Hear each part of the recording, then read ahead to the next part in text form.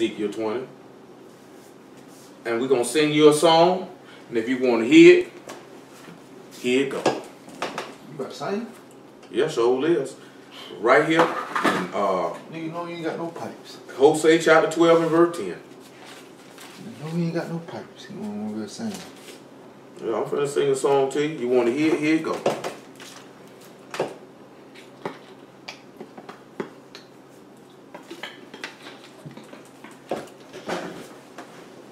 And it says, I've also spoken by the prophets, and I've multiplied visions and used similitudes by the ministry of the prophets. So that means we had to sit back and look at Sunday. I told y'all the other day how a dude shared the sermon from the other day, and niggas are still talking greasy about it, and this, that, that, and the other. And frankly, I don't care. You know, I be telling y'all this stuff because the Lord don't allow people to get certain information and see certain stuff and know certain stuff. And it's because he don't want them to know. Now, if y'all getting the opportunity to know it and you're not taking advantage of it, that means you just immensely stupid. You know what I'm talking about? That means you actually sitting there hearing the word and are blind and deaf as you hear it. That's got to be scary. I done told y'all before, some of you niggas scared me. Just your mind and how you think. How you look at stuff, how you view stuff. Ezekiel chapter 20 though. Let's look at verse 1 first. Just how some of y'all think. Your thought process and the way you go about handling the thing, the way you view the world, the way you just make your moves and do stuff is very, very dangerous. And I know a lot of the stuff y'all get it from because how you were raised. You were raised horribly. You were taught very despicable, rotten things. But come on back over here to Ezekiel chapter 20 and verse 1. It came to pass in the 7th year, in the 5th month, in the 10th day of the month, that certain elders of Israel came to inquire of Yah and sat before me. Then came the word of Yah unto me, saying, Son of man, speak unto the elders of Israel, and say unto them, Thus saith Yah, Are you come to inquire of me? As I live, saith Yah, I will not be inquired of by you. Wilt thou judge them, son of man? Wilt thou judge them? Cause them to know the abominations of their fathers. And say unto them, Thus saith Yah, the day when I chose Israel and lifted up my hand unto the seed of the house of Jacob, and made myself known unto them in the land of Egypt, when I lifted up my hand unto them, saying, I am Yah your God. And that day I lifted up my hand unto them to bring them forth out of the land of Egypt, and to a land that I had espied for them, flowing with milk and honey, which is the glory of all lands. You know what he just said to these people? He said, the elders, he said, y'all come to holler at me. He said, will you be inquired of me? He said, but I'm going to make you know all your abominations. You know that happened to the Lord, right? That they came to inquire of him, right? And he clapped back and told them about all their abominations. You know, it even happened with, something just came to my mind where it happened again that time. Well, let's go look at Acts chapter 7. Let's see if that happened. Then we'll see if it happened with the Lord. See, a lot of times that's what the Lord ended up doing, because you ain't never been seeking to see what he had to say. Now all of a sudden you want to see what he's talking about. Now all of a sudden you curious. Acts 7 and 1. Then said the high priest, Are these things so? Matter of fact, back me up to the 6th chapter and about the 8th verse, so we can see who talking and why these people is upset. And Stephen, full of faith and power, did great wonders and miracles among the people. Then there arose certain of the synagogue, which is called the synagogue of the Libertines and the Cyrenes and the Alexandrians, of them of Cilicia and of Asia, disputing with Stephen. And they were not able to resist the wisdom and the spirit by which he spake. Then they suborned men which said, We have heard him speak blasphemous words against Moses and against God. See, that's what these niggas be trying to do. That I mentioned it this here. They be like, oh, he trying to say Yahshua came to Solomon. Or he trying to say the whole book about Yahshua. But are we saying the whole book about Yahshua, or does the book say it? Well, let's see what the book said in Psalm 40 and 7. We ain't going to read it in Hebrews 10. We'll just read it in Psalm 40 and 7. Because every time this question is posed, ain't nobody got no answer to the question.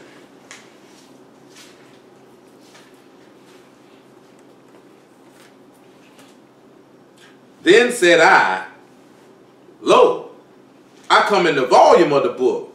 It is written of me, I delight to do thy will, O my God. Yea, thy law is within my heart. So who is this that come in the volume of the book then? Because if we turn around and say it's David, that means that you're going to have to take David and put him all the way in Genesis then. How are we going to get David's story to match up with Adam's? Who did David die for? When was David called God? He said there was a woman that said he was like an angel of God. Because if we're going to say that David is the one coming in the volume of the book, that means you're going to have to go in there and line up every story that it relates to David. How is David like a prophet like unto Moses? How is it possible? How is it possible? Israel wasn't under any bondage when David came to rule. You had to sit back and think on that. So come on back to Acts chapter 7. So that's what, and some of y'all have bear witness to this, to where when these men come disputing about what we saying about this book being about this man, they actually cannot dispute or resist nothing that we saying. So all they try to do is say you blaspheming. Say you speaking against the law, you speaking against Torah, you speaking against God. Y'all heard him. How many times y'all done heard him say that?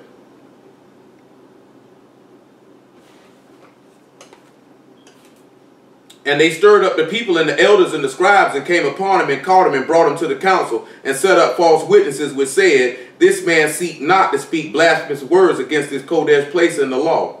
We have heard him say that this Yahshua Nazareth shall destroy this place and shall change the customs which Moses delivered us. How you think the nigga get mad? That's what they say we doing.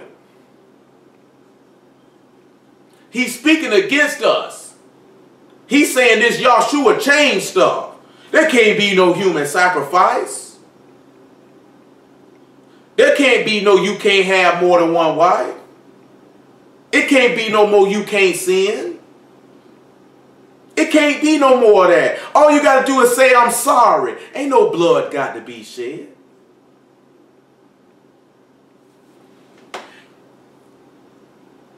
That make any sense to any of y'all if you know what this book say? I ain't think so. And they all sat in the council looking steadfastly on him and saw his face as it had been the face of an angel. You know why they seen his face? Why y'all think they seen his face and his face would have been as an angel? Why y'all think it say that? Anybody? Anybody?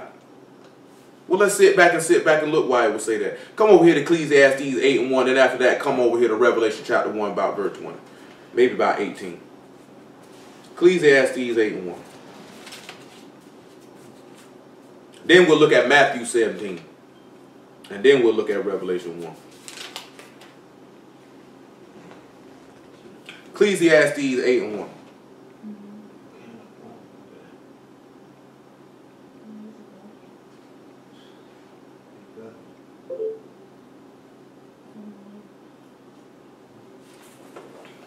Who is as the wise man, who knows the interpretation of a thing? A man's wisdom make his face to shine, and the boldness of his face shall be changed. They were sitting back, you know, we had to be bold to sit there and tell them people that stuff. So they sat back and looked at it and say he got the face of an angel. That means his face was shining. The boldness of which he spoke made his face change. Matthew 17:1. After that, Ephesians chapter 6. Then we'll get to Revelation chapter 1. That's up to running strong. Second time using this new scent. He trying to stay strong in the paint.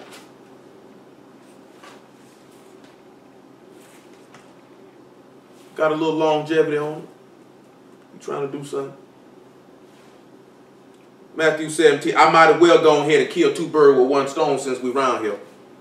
After 6 days, Yahshua take Peter, James, and John, his brother, and bring them up into a high mountain apart, and was transfigured before them, and his face did shine as the sun, and his raiment was white as light. Because guess what? Wisdom caused his face to change. You know what that wisdom would be? He feared God, same way Stephen did.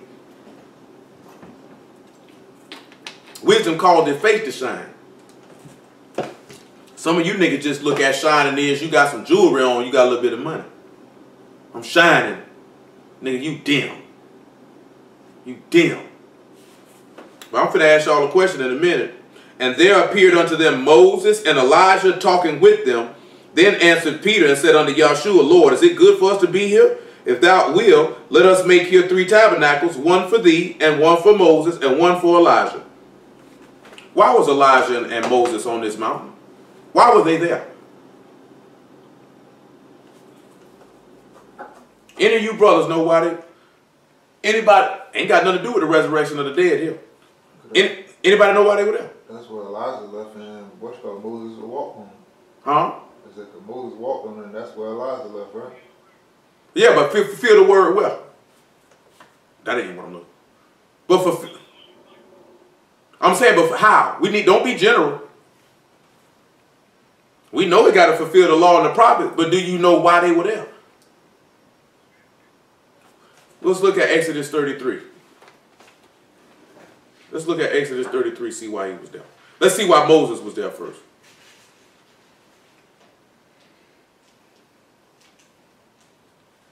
Exodus chapter 33, about verse 8.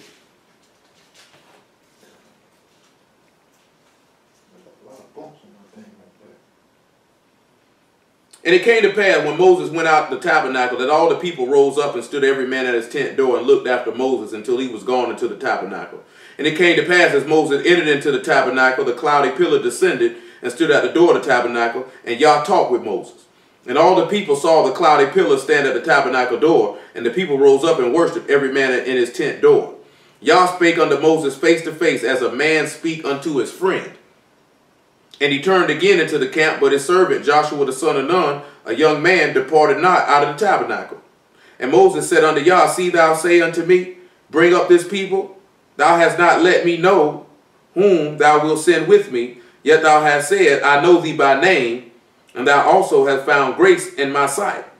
Now therefore I pray thee, if I found grace in thy sight, show me now thy way. He asked, show me your way, that I may know thee, that I might find grace in thy sight, and consider this thy nation is thy people. And he said, my presence shall go with thee, and I will give thee rest.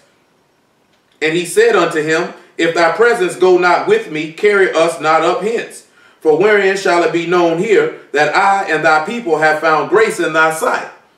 Is it not in that thou go with us? So shall we be separated, I and thy people, from all the people that are upon the face of the earth. Now y'all sit back and look at that. This man say, if you know that your presence go with us and we done found grace in your sight, you should be separated from all the people that's upon the face of the earth. That's why he said you can't be a friend of this world. Whoever's a friend of the world is an enemy of God. They showed you that in Exodus 32 when they was around there playing with that golden calf. You say anytime you sit back and you want to mingle with sinners and you desire the things of the world and all that old wicked stuff y'all be having coming up in your mind, you showing you ain't got no grace with God. You showing you not a people because you ain't been separated. We done dealt with this recently, come out from among them and be ye separate. This book teaches separation on the regular. You're going to have to do that if you're going to be saved. Now, if you don't want to separate, you can do what you want. Let's see what the next thing he told him. And Yah said unto Moses, I will do this thing also that thou hast spoken, for thou hast found grace in my sight, and I know thee by name. And he said, beseech thee, show me thy glory. Show me thy glory. And he said, I will make all my goodness pass before thee, and I will proclaim the name of Yah before thee, and will be gracious to whom I will be gracious, and will show mercy on whom I will show mercy. And he said, thou cannot see my face, for there shall no man see me and live. Behold, and Yah said, behold, there's a place by me, and thou shalt stand upon a rock. Thou shalt stand upon a rock. And it shall come to pass, while my glory pass by, that I will put thee in the cleft of the rock, and will cover thee with my hand while I pass by. And I will take away my hand, and thou shalt see my back part, but my face shall not be seen. Now remember, it said the prophets knew nothing about Yahshua. He took Moses on a mountain and said, you will see my glory. Why you think Moses was there? He had to tell him the truth. Is not Yahshua the Father's glory? And what they standing on? Of a cliff of a rock is the top of a mountain, ain't it? And why is he standing right there on this mountain? And he said, you're going to see, he said, you can't see my face and live now. Because then the whole story going to be revealed. You're going to know what time it is. I can't let you see that. But I got to keep my word to you. He kept his word to him. He seen his glory. He told him, you will see my glory. Because look what he said here in Isaiah 42:8, that everybody loved to scream. Everybody like to run to it. Let's start at about verse 5, though. This is what everybody love to scream. But when you're stupid, you're going to scream it. We're going to get to this thing in Ezekiel 20, the Lord permit. Lord will, we dealing with Solomon tomorrow. We're going to run in and deal with some more Solomon tomorrow. Isaiah 48. 42 and 5. Y'all all right? Talk to me now. We just looked at on Wednesday, right? Just looked at on Wednesday. He say, Father, glorify thy son with the glory that I had with thee before the world war. That's just what we looked at. Just looked at that. We'll see how else it go. 42 and 5. Thus saith God, Yah, that created the heavens and stretched them out. He that spread forth the earth and that which come out of it. He that give breath unto the people upon it, and to the spirit to them that walk therein. How did he give breath to the spirit to them that are give breath to the people upon it, and the spirit to them that walk therein? Where was that accomplished? Pentecost and Not just with Adam. Think about the Lord now. I said Pentecost and. Not just Pentecost, when he breathed on the apostles. In the Pentecost? No, he did that in John 20, before Pentecost. See, remember, it came down as a rushing wind. But remember, he said he breathed on them. He said, I thought that was... No, that was in John 20. So what was Pentecost? Huh? Ain't that Pentecost getting... That's not Pentecost in John 20. That's after he rose from the dead. So what's Pentecost? Pentecost was first fruits, when it was actually given. But he was actually... Oh, I see what you said. So he gave it to them, and then he gave it to... He gave it to them. Actually, they got the actual the giving of it. But he had to come through to show them what was in Isaiah 42 and with Adam in Genesis 2. I thought Pentecost was when he breathed on them. Oh. Yeah. Pentecost came after. Yeah, I see what you're saying. You know what I'm saying? That's what we looked at when we looked at that Ezekiel chapter 1. When he say, as a bow in the cloud in the day of rain. See, when you sit back, y'all remember that? We just looked at on Wednesday. Remember he say when he went up in the heavens and he went up in the cloud. Then after that he caused it to rain. The Spirit came down on Pentecost. Because remember, he caused that bow to come in the cloud after he rained on the earth. Yahshua is that bow. Remember when we looked at that when he was on the tree, he was the bow in the cloud. Now when he sat back and said the same thing, because when we looked at it in Ezekiel 1, it was his coming that it was being discussed. And then he mentioned as a bow in the cloud in the day of rain. He had to sit back and tell you the same way the Lord left is the same way he coming back. You know what I'm saying? See, like, y'all have to sit back and look at this stuff. We have to be able to break this stuff and decipher it down. Because a lot of people that look at Ezekiel chapter 1, they don't know what it's talking about. What that mean, a bow in the cloud in the day of rain? Soon as you hear bow, what's supposed to come to your mind? Genesis 9, rainbow, covenant. But guess what? He did flood the world again. This time he poured his Spirit out. Instead of... Got him. You know what I'm saying? We went over there Wednesday. Instead of living water, instead of drowning you with water, see, come back over here. Hold on. Just bear with me. We still got to get Ephesians chapter 6. We still got to get, say what's something else I have for. I get to it. Revelation chapter 1. I'll show you what I'm talking about, the reverse of what happened with that pouring out of that water. Just bear with me. He said in verse 6, I, Yah, have called thee in righteousness and will hold thy hand and will keep thee and give thee for a covenant to the people.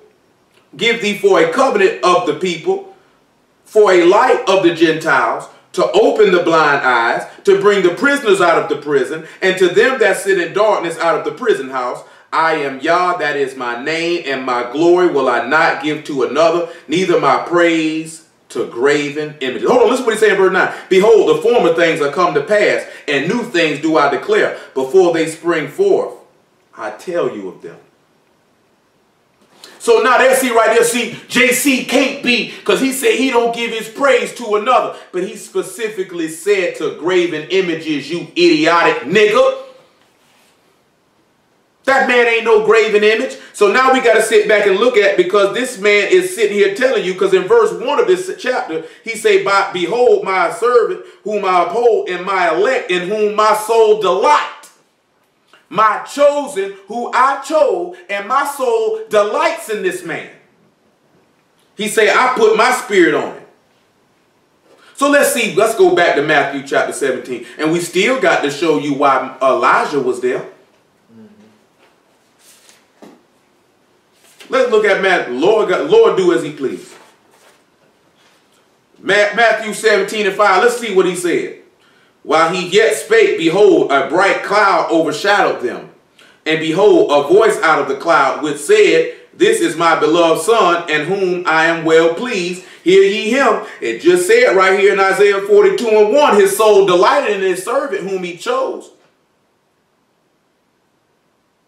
If his soul is well pleased in him, don't he delight in him? Now let's look at the next thing of what he said. We've already established from John chapter 20 about verse 23 that Yahshua is the one that gave breath unto the people and the spirit to them that walk therein. He the one, remember we just looked at this with the rain. He the reason why you can get the Ruach HaKodesh. He the reason why. But look at the next thing he said. He said, I gave thee for a covenant of the people. 1 Corinthians chapter 11. I guarantee you, Lord will, it's going to work right back to what we talking about with this wilderness in Ezekiel 20. It's going to spin right back around to it, and your jaw's going to hit the floor. And then you're going to sit back and look at, this what you paid me for. Huh? This ain't going to hit the floor. Pick it back up. Pick. No, I'm talking about brother-in-law. Verse 23 of 1 Corinthians chapter 11.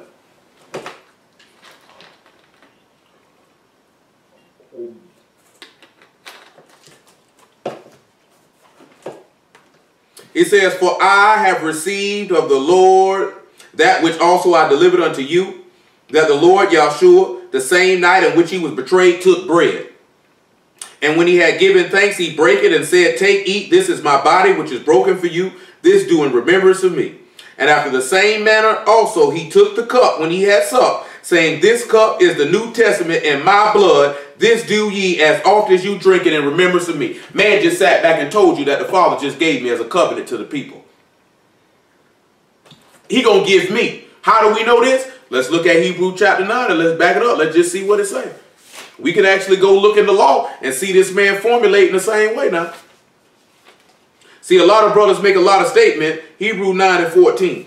A lot of brothers make a lot of statements and be ignorant of what the scriptures say. You can't make statements on stuff and be ignorant of what the scriptures say. Hey, he putting this thing on, he going to use the good camera today. I'm just going to have this thing on Ustream. I ain't going to upload it on YouTube. I'm going to see what you were telling me about. See how it works. Y'all don't laugh at me because I got two watches on. I had a new watch on. I put both of them on so I don't lose one. No, not me.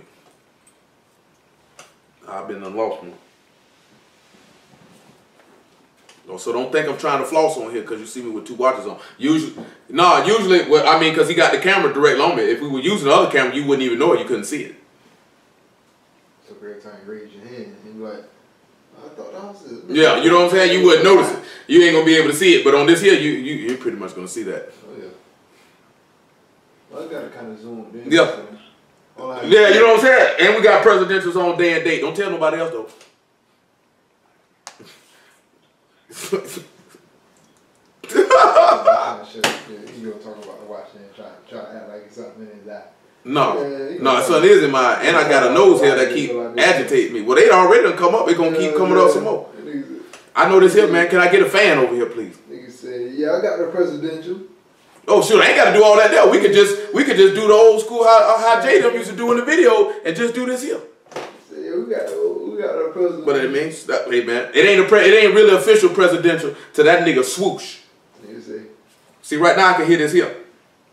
See, I can hear a tick. When you got that real presidential, that nigga don't tick. He swoosh. You know what I'm saying? That nigga like this here with it. Gangster lean. You know what I'm saying? That'd be that real gold. That mean the watch would actually weigh your wrist down, lay your wrist down. Yeah. You know what I'm saying? You be like this here. You only wear it for special occasions. Because you like this here. I keep my pistol on tuck now. Because just like Jadakiss said, man, so what I got to roll in? It's got a lot of ice. I'm going to pull my gun out. I'm going to get another one tonight. You come on, sit around here looking at it. Keep on thinking you can get you one. I got something for you. You going to get you one, all right. You know what I'm talking about? Man, I've been having that thing up, man. My nose ain't never been that long before, man. I had to start clipping this stuff. It'd be aggravating, too. You be thinking you got some mucus in there. Don't be nothing but some hair. Yeah, I done found that out.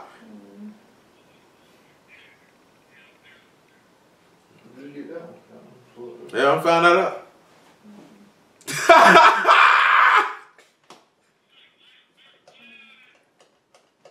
That nigga go to say nigga breath smell like carnation milk. These young niggas don't know what that is. Them niggas don't know about that milk that you just say you did mix it with some water. You done people done ran out of milk, and they got the can. They got the milk in the out the can. Got the little cow on the front. You know what I'm saying? Thank you, little mother. Y'all don't know nothing about that. You know what I'm saying? I know about it. That's that condensed milk. That's that milk when your mom Dukes ain't got no money and you got to make him stretch. You like, oh man, I don't want this though. You know what I'm saying? It don't make no difference though. It make that frosted flake do what it do though.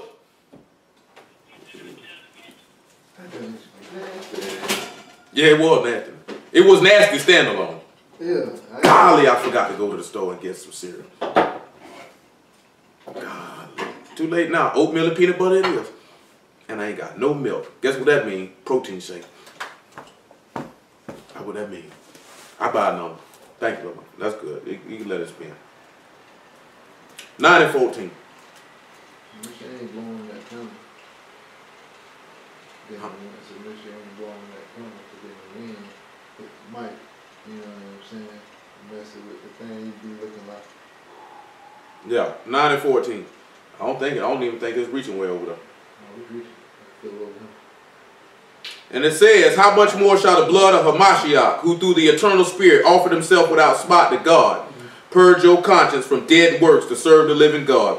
And for this cause he is the mediator of the New Testament, that by means of death, for the redemption of the transgressions that were under the first testament, they which are called might receive the promise of eternal inheritance. For where a testament is, there must also of necessity be the death of the testator.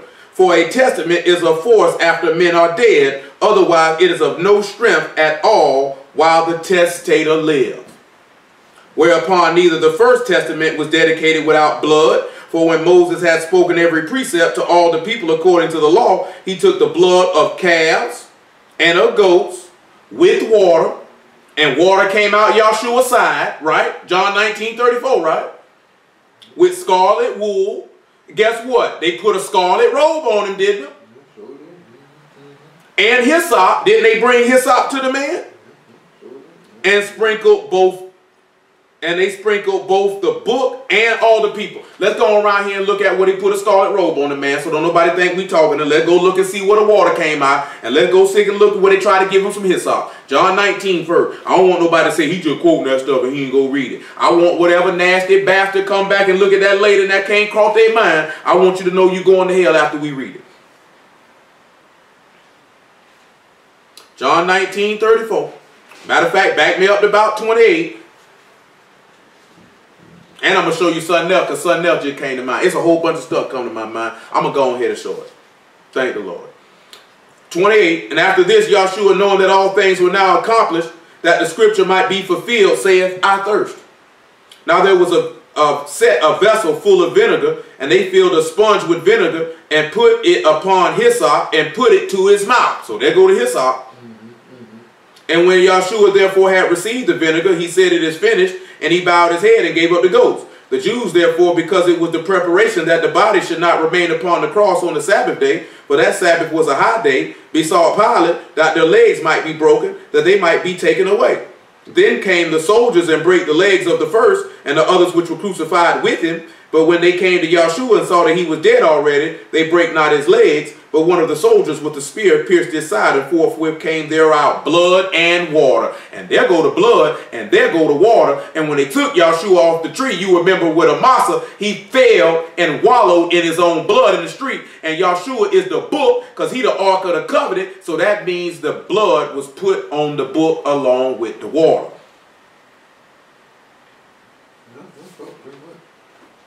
And it is three things that bear witness in the earth: the spirit, the blood, and the water. And these three are one. Somebody is going to hell.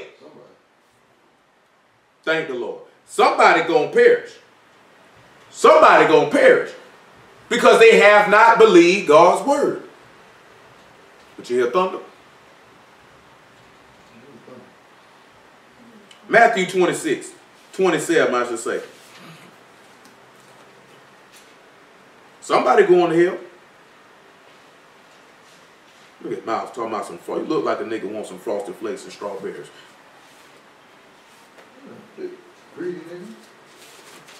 Yeah, the white Miles. You don't want to be around Miles when she eats. She might eat you too.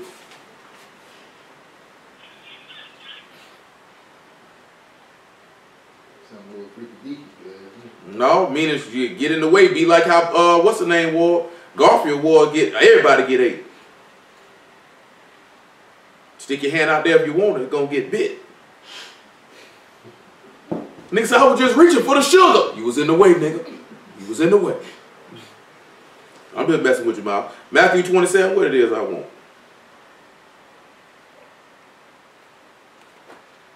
Matthew 27 and 28. I'm just messing with your mouth. Don't come and cut me now. I don't want no trouble. Look at your mind. You ain't got to be there. You can say what you want. You must like to eat Frosted Flakes and strawberries too, nigga. Nigga come around you going to eat them too, huh? You mad at me? You niggas dangerous. Eat a nigga alive. Nigga already, nigga who know me know I don't play no game. Been done gave that food, been done turn your head. Mine gone. Mine gone. You know what I'm saying? Straight up and down. Matthew 27 and 28. Make it 27 and 27. I don't play no game with my food. Then the soldier, come on, man. This ain't no time for that. Then the soldiers of the governor took Yahshua in the common hall and gathered him unto the whole band of soldiers, and they stripped him and put him on a scarlet robe.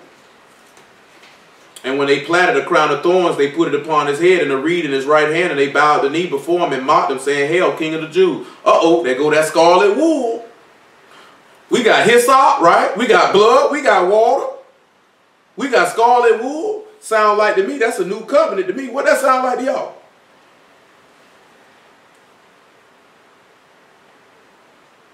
That's what that sound like to me. But I'm going to show y'all something. Come over here to Lamentations. If it ain't Lamentations, it's Nehemiah. Let me see which one it is. Let me see, I mean Amos, I should say. I know why Nehemiah just came to my head. Let me make sure. Let me make sure. Let me make sure. Let me look in this Lamentations chapter 4 or 5. Let me see what I want. If it's not there, it's Amos. It's ringing in my head exactly what it say.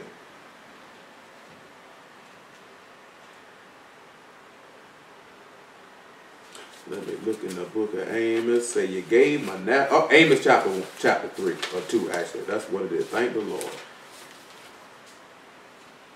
Amos chapter 2. Amos chapter 2 about verse 11. Thank the Lord. I knew what the book I knew what it say. Lord faithful. A lot of y'all don't realize that or believe that the Lord is faithful. But the problem is you ain't faithful. 2 and 11, Amos, 2nd chapter. And I raised up of your sons for prophets and of your young men for Nazarites. Is it not even thus, O ye children of Israel, saith Yah?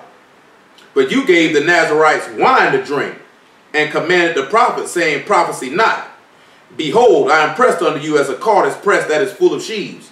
Therefore the flight shall perish from the swift, and the strong shall not strengthen his force. Neither shall the mighty deliver himself. Neither shall he that stand that handle the bow. And he that is swift of foot shall not deliver himself.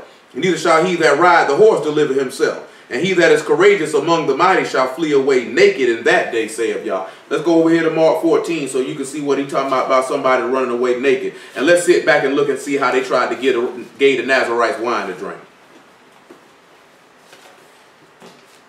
Mark 14 and 50.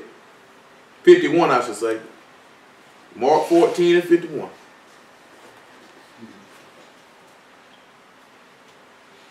Mark 14 and 51. Come on, man. Y'all got to ease up with all that.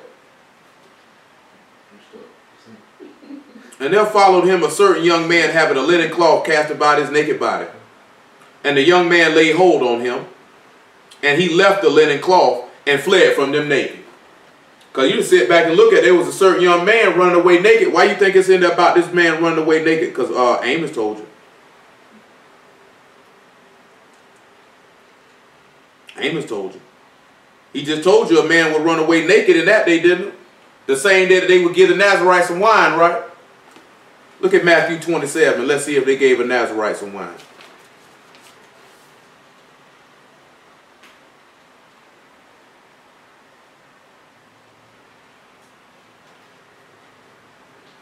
Make sure this is at 27 where it mentioned that there. It's at Mark 15.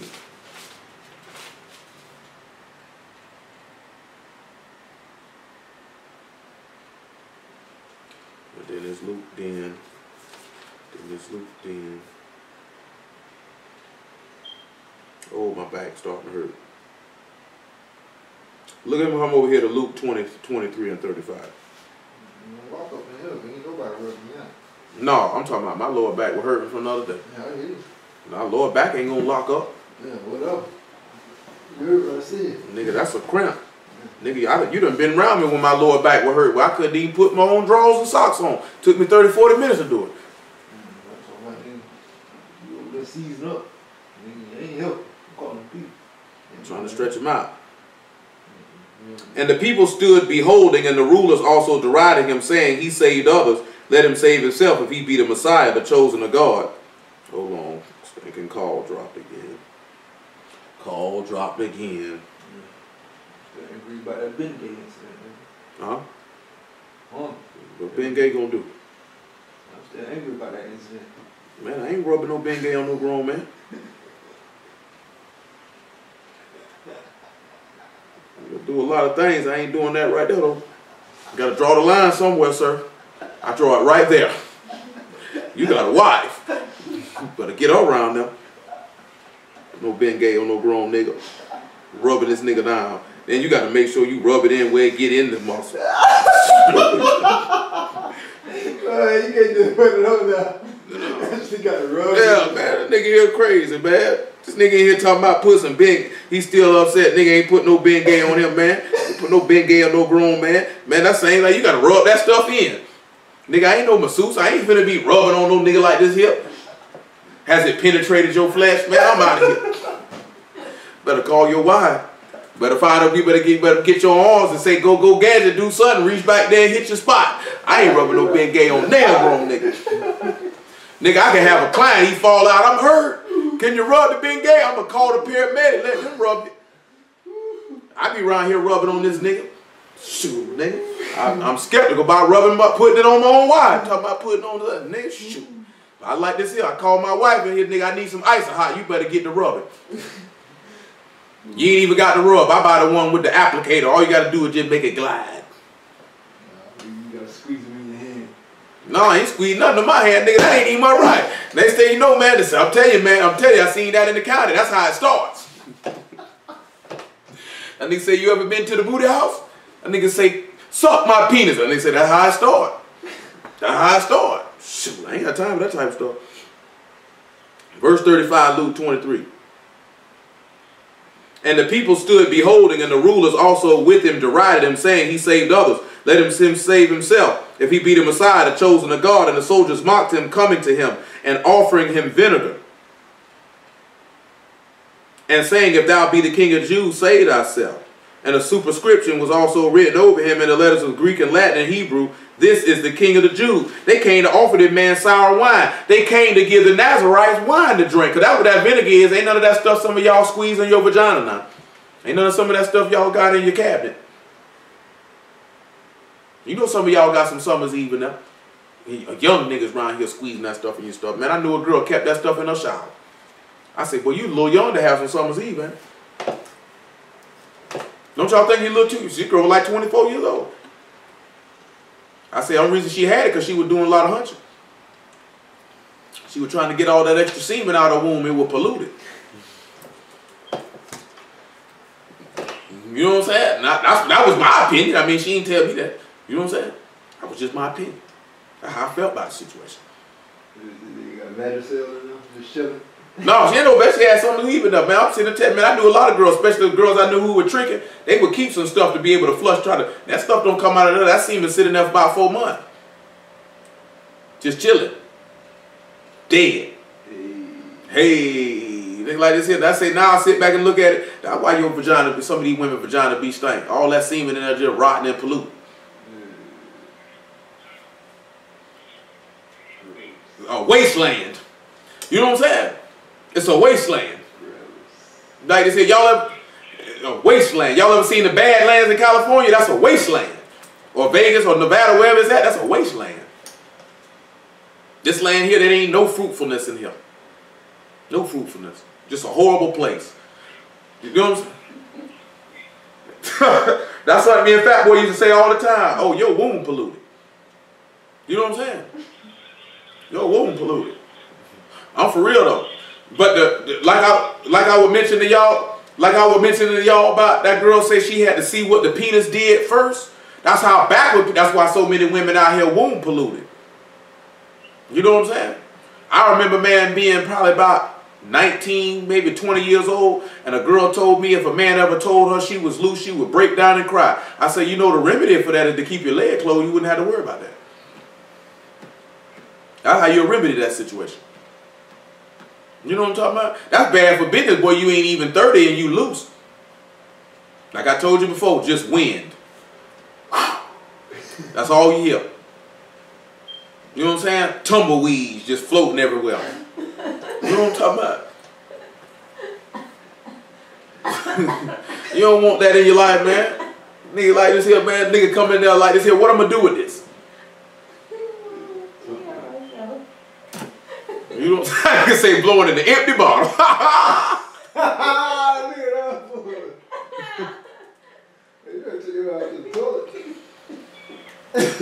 Woo, Lord. But I mean, that's bad for business though. But you know what though? The average woman and the average person in this society, they don't make you look at that as that'd be shameful. You know, when we go back to the 50s and 60s, if a woman popped up pregnant, she was shamed. She was shamed. Now these women sit around, they don't care nothing about it if I raise a baby by myself. See, you know, the shame, yeah, it's cool. See, the shame would come in that is, if you got shamed on the first one, you would definitely keep your booty out there so you wouldn't have another one. But see, like I was telling some of y'all, the reason why a lot of y'all gonna go to hell is because of your genitalia. You think with it. You think with it. That's your desire, is you want to have sex. You're going to pick a mate off of sex. Some of y'all are going to pick a mate based off the most superficial things possible to pick a mate off of. Some of y'all niggas so general, you're going to pick a mate off of he and the word. That's a real reason to marry somebody. That's a real reason to marry somebody. He and the word. She and the word. That don't mean you ought to marry him. That don't mean you ought to marry him.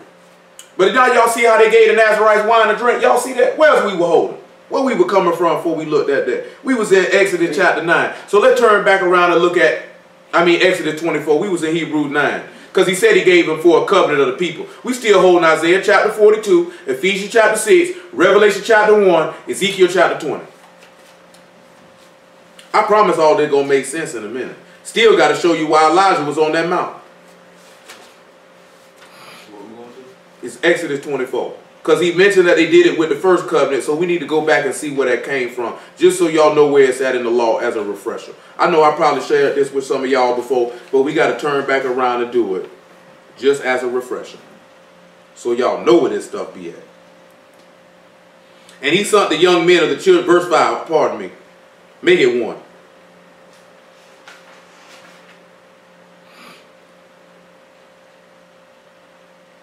And he said unto Moses, come up unto Yah, thou, Aaron, and Nadab, and 70 elders of Israel, and worship ye afar off.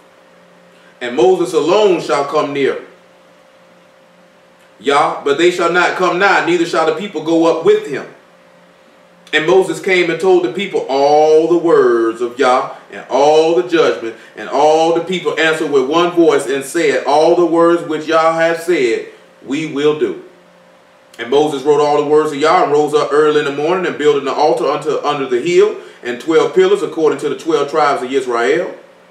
And he sent young men of the children of Israel, which offered burnt offerings and sacrificed peace offerings of oxen unto Yah. And Moses took half the blood and put it in the basin, and half the blood he sprinkled on the altar. And he took the book of the covenant and read it in the audience of the people. And they said that all that Yah has said we will do, and be obedient. And Moses took the blood and sprinkled it on the people, and said, behold, the blood of the covenant which Yah hath made with you concerning all these words. 1 Corinthians chapter 6, and about verse 7. He said he took the blood and he sprinkled it on the people. Because the man just said, drink, this is my blood in the New Testament, which is said for the many for remission of sin. I've given you for a covenant to the people.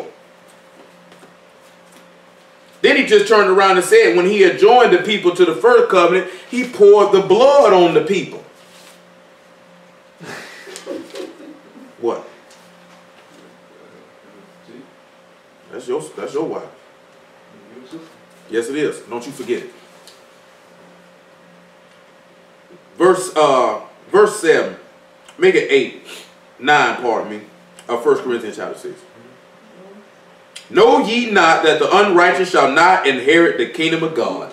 Be not deceived, neither fornicators, nor idolaters, nor adulterers, nor effeminate, nor abusers of themselves with mankind, nor thieves, nor covetous, nor drunkards, nor revilers, nor extortioners shall inherit the kingdom of God. And such were some of you. But ye are washed, but ye are sanctified, but ye are justified in the name of the Lord Yahshua, and by the Spirit of our God. If you were washed, them people was washed in that man's blood. They were sanctified by that covenant which they made when he sprinkled the blood on the book and on the people. If you come up under this man's blood, that would sanctify you. Don't you know that take you right back to Egypt? I just seen a nigga say the Passover lamb wasn't no sacrifice for sin. Never once did anybody say that the Passover lamb was a sacrifice for sin. It was a sacrifice to deliver out of bondage, you dummy. If you in sin, you in captivity, you needed something to free you, stupid. And it would cover you from the plague. And what is the plague? Death. How you know, man, God ain't dealing with all these people. Y'all be missing the fact everybody's not going to be saved. It's a remnant, a residue. Lord will you be counted in that number as that residue, myself included. All us got to endure to the end to be saved. That means you got to go, like Paul said, you got to fight the good fight of faith. You got to be able to stand the last, right? Before we come back to Isaiah 42, come on around here to Malachi chapter 4 so y'all can know why. We ain't forgot about Acts chapter 7 either. All this coming from, you sit back and look at how the Lord operates. Are we looking at all this here because it said when they sat back and looked at Stephen, they say his whole face changed. Say he looked like an angel.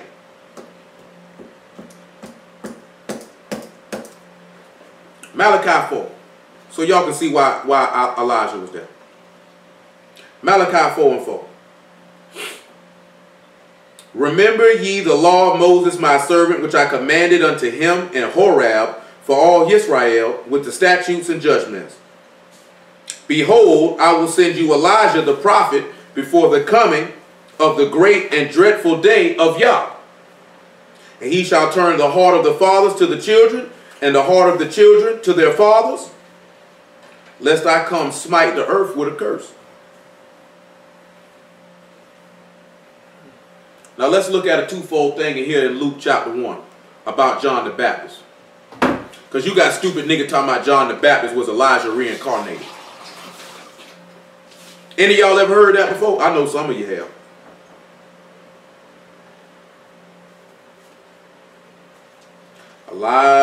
Luke chapter 1, verse 13.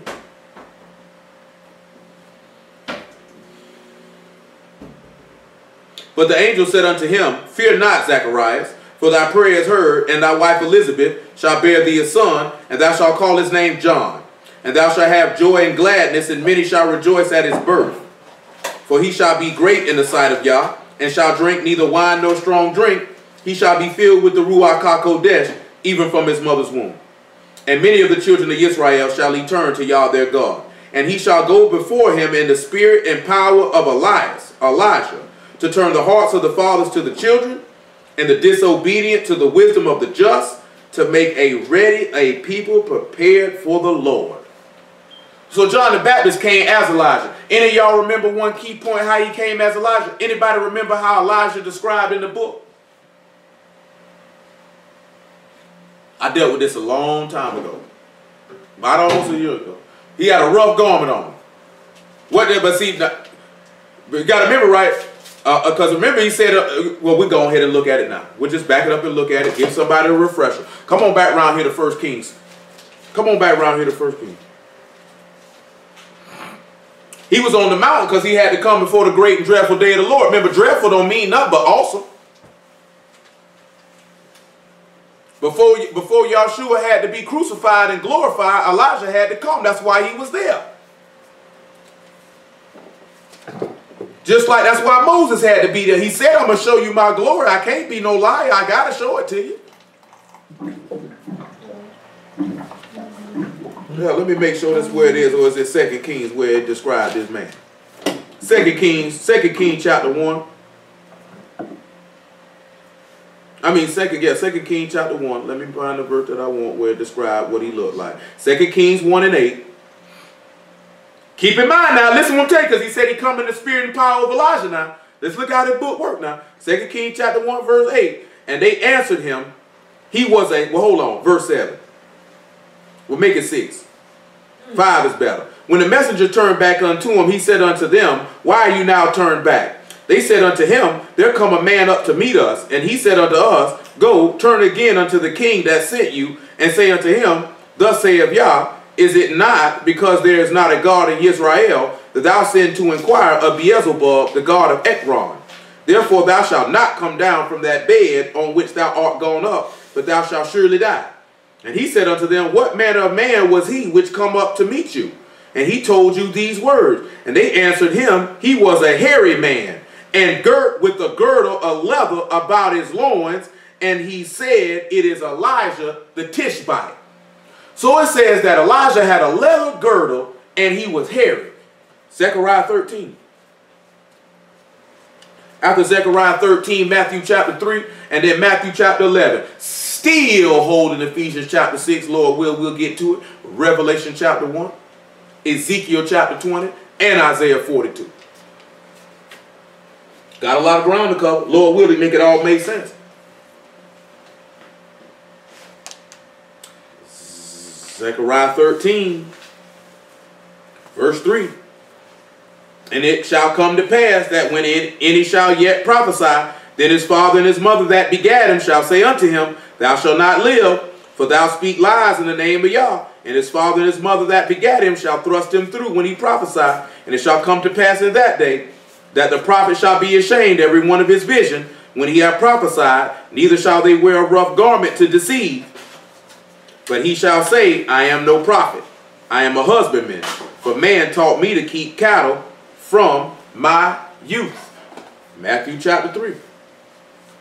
Because don't you know when they asked John the Baptist in John chapter 1, was he Elijah? He told him no. He said, you that prophet? He told him no. Matter of fact, let's look at John 1 before we look at Matthew chapter 3. This is just a refresher for some. For some, it's new information. John chapter 1, verse 19. And this is the record of John when the Jews sent priests and Levites from Jerusalem to ask him, who art thou? And he confessed and denied not, but confessed, I am not the Hamashiach. And they asked him, what then? Art thou Elijah? And he saith, I am not. Art thou that prophet? He answered, no. Then they said unto him, who art thou, that we may give an answer to them that sent us? What say thou thyself? He said, I am the voice of one crying in the wilderness, making straight the way of Yah, as said the prophet Isaiah. He even just told him, I ain't no prophet. Ain't that what Zechariah said? He just told him, I ain't no prophet. You know who else said he wasn't a prophet? Amos. Amos said, I ain't a prophet, or nor the son of a prophet. He said, I was a herdman and a gatherer of sycamore fruit. Matthew chapter 3. Said he ain't going to wear no rough garment. Matthew chapter 3. Verse 1. Man, this book is magnificent. Why them niggas can't see how John the Baptist already foretold? John the Baptist didn't even know he was going to come like Elijah. He didn't know it. He didn't even know. In those days came John the Baptist preaching in the wilderness of Judea and saying, repent ye, for the kingdom of heaven is at hand. For this is he that was spoken of by the prophet Isaiah, saying, the voice of one crying in the wilderness, prepare ye the way of the Lord, make his path straight. And the same John had his raiment of camel's hair, and a leathern girdle about his loins, and his meat was locust and wild honey. This man had a leather girdle on, and then he wasn't a hairy man, so to make him a hairy man, he had camel's hair on. Had a leather girdle on, just like Elijah. And that ain't no rough garment, is it? Most niggas who hairy, they ain't rough. I hope it ain't. I guess most of their hair be kind of smooth. Matthew. Yeah, I know some niggas got them rough be like this here, man, feel like all your hands gonna get cut up. Matthew 11 says, nigga say he got naps all on his arms. That's rough. Y'all nigga ever seen a nigga with nappy arm hair? I ain't never seen a nigga with nappy arm hair. That's got to be a sight to see. Nigga got nappy arm hair. Nigga say, what you been doing? Nigga say, you need to comb your arms. Nigga. Nigga said, well, if I see the nigga had to tell him comb his arm, nigga, you need a full body wax. Don't you never come back around here, nigga, got to tell you to comb your arms, nigga. Nigga said that nigga need to comb his calves. Ooh, Lord. Nigga, like his nigga say his wife mad every day, and I gotta lay next to this nigga. Nigga gotta straighten his ankles. Nigga gotta straighten his ankles. Nigga say, get that nigga a perm. What do you need a perm for his quads? Nigga say he get tired of combing his leg. Combing his leg? Nigga leg hair napping. Nigga say his arms napping. You know what I'm saying? I've been sitting there thinking about that because I ain't never seen nobody. If somebody got real hairy, you gonna sit back probably except for the chest area. You know what I'm talking about? If they hairy anywhere else, you pretty hope that hair kind of smooth. If them nigga got BBs on their arm, nigga like this here, you touch that nigga, come on man, you cut me. Get that nigga a comb, nigga around here fighting. That nigga need a pick. Nigga said that nigga gotta grease his arms. He don't grease his scalp. Nigga said, what type of nigga gotta get a haircut for his arms? Man, nigga gotta get a haircut for his arms. Nigga gotta do that for his arms. Hey, now, it ain't no joke now. I ain't never seen no black people like this here. But boy, I was in prison with some white boys. Them niggas had real live rugs on their bike. One of them came to the barber. His name was Daniel Lantier, but we called him Chewy. He from Louisiana. That's why I remember him. Because when he seen my last name, he knew immediately my people had to be from Louisiana. Because he was the only one that would say it right. You know what I'm saying? He say bon ton. He wouldn't say bon ton. He said how it's supposed to be said. You know what I'm talking about? That's why I remember him. You know what I'm talking about? Plus he was on crack real bad. As soon as they let him go to work relief, boy, that nigga was out of there. That nigga jumped that fence and went to the dope hole. That nigga fell asleep in the dope hole. Stuck. Had been smoking crack all night.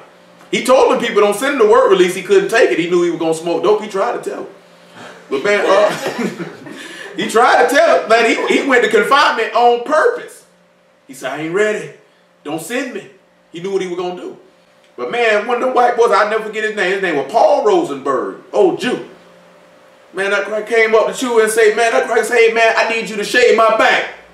Man, Chewy looked at that dude. He said, I'm not shaving your back. He said, I'm not going to defile my clippers. That's disgusting. That's just not right. That's nasty. I'll go to confinement before I shave your back. But it wasn't like he was trying to be funny. Like I could see his face, like he had the look of John Malkovich. Y'all know who that actor is? He played a lot of crazed killers in a lot of movies. You know what I'm talking about? He kind of looked like him. He was bald like him and all. You know what I'm talking about? Man, he's sitting there looking like John Malkovich, man. Like this here, like, I ain't joking with you, buddy. Boy, I really want to fight you for even asking me, like, how could you ask me to come here? He told the CEO straight up, I'm not shaving his back now. He said, I go to the box for I go to jail before I shave his back. I'm not shaving his back. Man, that man take his shirt off, you be like, this here, I wouldn't shave it either. I got to put my hand on that. This man had a real live rug. You would have thought he was half bare.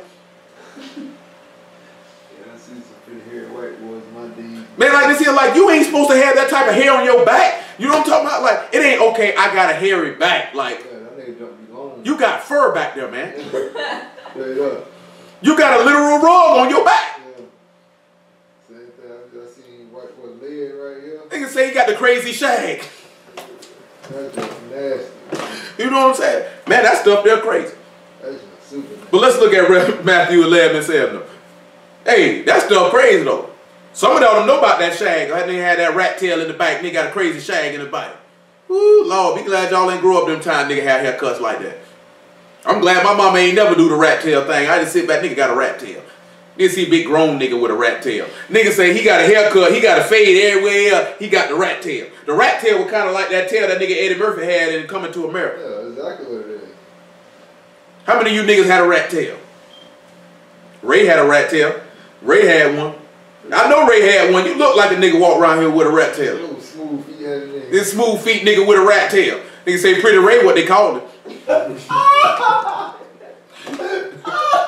Pretty Ray, what they called him. Niggas, they say Ray got all them nigga women. Niggas say Pretty Ray, what they called him. You already know Ray old fly nigga. That nigga came in with the uncle sandals with a hole in the outfit on. You know Ray don't play no games. He had the barbecues on. I'm telling you, he had the barbecue sound. I'm talking about he had the uncle. He said he was, I know you was a cop. You let them nigga beat you across your butt with them things. A grown man beat you with a pole, with a cane. First nigga hit me with that cane, we'd have been fighting. Boy, straight up, man, I ain't going for that. Like my nigga. That's what the thing that killed me. This nigga was a cop. I know he was in the step crew, yet you ain't got no blisters, bunions, calluses, nothing on your feet. He kept baby oil at the bottom of his boots. That nigga say like this here, man. That nigga say he had baby oil at the bottom of his boot. That nigga had a whole casing in his sock. That nigga just had all types of covering. Inside that covering was a type of oil, and inside that covering was another covering with some more oil. So them things like this here, cause he know them niggas stepping in them heavy boots. That nigga Ray say, shoot, nigga, can't be messing up my feet. Nigga, my hoes massage my feet, nigga. I'm Pretty Ray. He probably was stepping in them sandals. You know what I'm talking about? Man, look here, man. Ray got to be the only man I know. That nigga ain't ashamed to pull it. That nigga said, I can wear open-toed thong sandals, nigga. And he ain't talking about wearing them sandals. I'm just running up to the store real fast. Nigga, I go out in public. Nigga, I ain't ashamed of my feet, nigga. My toenails ain't changed colors. Nigga, everything's straight. You know what I'm talking about? That smooth. You nigga say, no, you nigga, boy, you know you ain't gonna pull them things out, nigga, them toes long. What you mean? They could be like, they ain't ugly though. Yeah, them things shoot, that won't scare nigga right there, that nigga toes long. This long toe nigga here, what are those? Look at his phalanges. Nigga gonna use the scientific word for it. Phalanges. Yeah. God. Nigga gonna use the scientific word for them things. The niggas gonna be like this here, niggas say phalanges go to the fingers. Nigga, that's what they look like. That nigga feet long, big tall nigga. Real Matthew tried to lay himself. Nigga ain't got no choice but to have them long toes. Nigga taller day long. Don't worry. You gonna get yours tomorrow. Huh? You gonna get yours tomorrow. I don't care, nigga. I know my feet ugly. I care less. No, I ain't talking your feet. I'm just gonna crack on them all day. I'm gonna call my feet phalanges. Hey man, that's what they call them. Hey, Lil Buffett, ain't that what they call? That's what they call. No. You know what you was doing. I'm just saying, nigga gonna use a scientific word. Nigga ain't gonna say extremities or appendages. Look at that nigga phalanges. Nigga gonna use the scientific word. Nigga say, I took biology class, nigga. I know what they call. You get yours, man. Hey, man. They better bring your game. He said, and as they departed, Yahshua began to say unto the multitude concerning John, what you went out in the wilderness to see, a reed shaken without the wind? But went you out before to see a man clothed in soft raiment? Behold, they that wear soft clothing are in kings' houses. But what you went out to see, a prophet? Yea, I say unto you more than a prophet. For this is he of whom it was written, behold, I send my messenger before thy face, which shall prepare thy way before thee. Truly I say unto you, among them that are born of women, there have not risen a greater than John the Baptist. Notwithstanding, he that is least in the kingdom of heaven is greater than he. And from the days of John the Baptist until now, the kingdom of heaven suffered violence, and violence take it by force. For all the prophets and the law prophesied until John, and if you will receive it, this is Elijah which was for to come. He that have ears to hear, let him hear. So he actually sent Elijah twice. That's why he was on that mountain, and John the Baptist had to come in the personage, in the spirit and power of Elijah. But y'all know why he said the law and the prophets prophesied until John? Do y'all know why? Because a lot of Christians muck that up. Y'all know why he said that? Let the Lord, man. Any of you brothers on this phone know why he said that? 1 Peter chapter 1. 1 Peter chapter 1.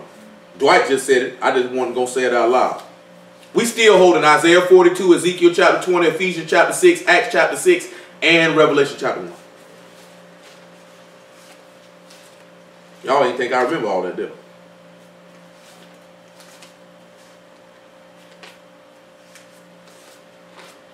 First Peter chapter 1, verse 10. Of which salvation the prophets have inquired and searched diligently, who prophesied of the grace that should come unto you, searching what manner of time the Spirit of the Messiah which was in them did signify when it testified beforehand the sufferings of the Messiah and the glory that should follow. Unto whom it was revealed that not unto themselves, but unto us they did minister the things which are now reported unto you by them that have preached the gospel unto you with the Ruach HaKodesh sent down from heaven, which things the angels desire to look into. Remember when he told Daniel to seal up the book? See, the law and the prophets was until John the Baptist. Because when John the Baptist came on the scene, what did he say? Matthew chapter 3. And let's see what he said. Let's see what John the Baptist said before he came. All this here, I promise to you, this going to make sense of what we actually coming to look at in Ezekiel chapter 20. I know it don't seem like none of this stuff got nothing to do with nothing. It seemed like it. Because I know, man, this ain't got nothing to do with what he talking about. That's why you ain't got the Spirit now. Matthew chapter 3 and verse 6. Matter of fact, not 6. Make it 9. Matter of fact, make it 7. But when he saw many of the Pharisees and Sadducees come to his baptism, he said unto them, O generation of vipers, who have warned you to flee from the wrath to come? Bring forth therefore fruits meet for repentance. And think not to say within yourselves, we have Abraham to our father. For I say unto you that God is able of these stones to raise up children unto Abraham. And now also the axe is laid unto the root of the trees. Therefore every tree which bring not forth good fruit is hewn down and cast into the fire. I indeed baptize you with water unto repentance, but he that come after me is mightier than I, whose shoes I am not worthy to bear. He shall baptize you with the Ruach HaKodesh and with fire, whose fan is in his hand, and he will thoroughly purge his floor and gather his wheat into the garner, but will burn up the chaff with unquenchable fire. You know, it's mentioned in Malachi and Isaiah, even in the book of Samuel. 1 Samuel chapter 9 to be specific. Even John the Baptist, when he in John chapter 1, he said he go to Lamb of God when he saw Yahshua and say, this man is preferred because he became before me. When he say the law and the prophets was until John, that's what we dealt with till John the Baptist came. When John the Baptist came, who was he talking about? As you said, he was talking about the Lord, right? Nobody was preaching Yahshua or mentioning this man, period, till John the Baptist. That's what that means. The law and the prophets was until John. That's what that means. The law and the prophets was until John. Because all it was law and prophets. Nobody knew what any of this stuff was talking about. The book was sealed. And you know what he said in Revelation? Weep not. The Lion of the tribe of Judah has prevailed to loose the seals of the book. And gentlemen, when did he loose the seals of the book? When did he do it? No, he did it when he rose from the dead.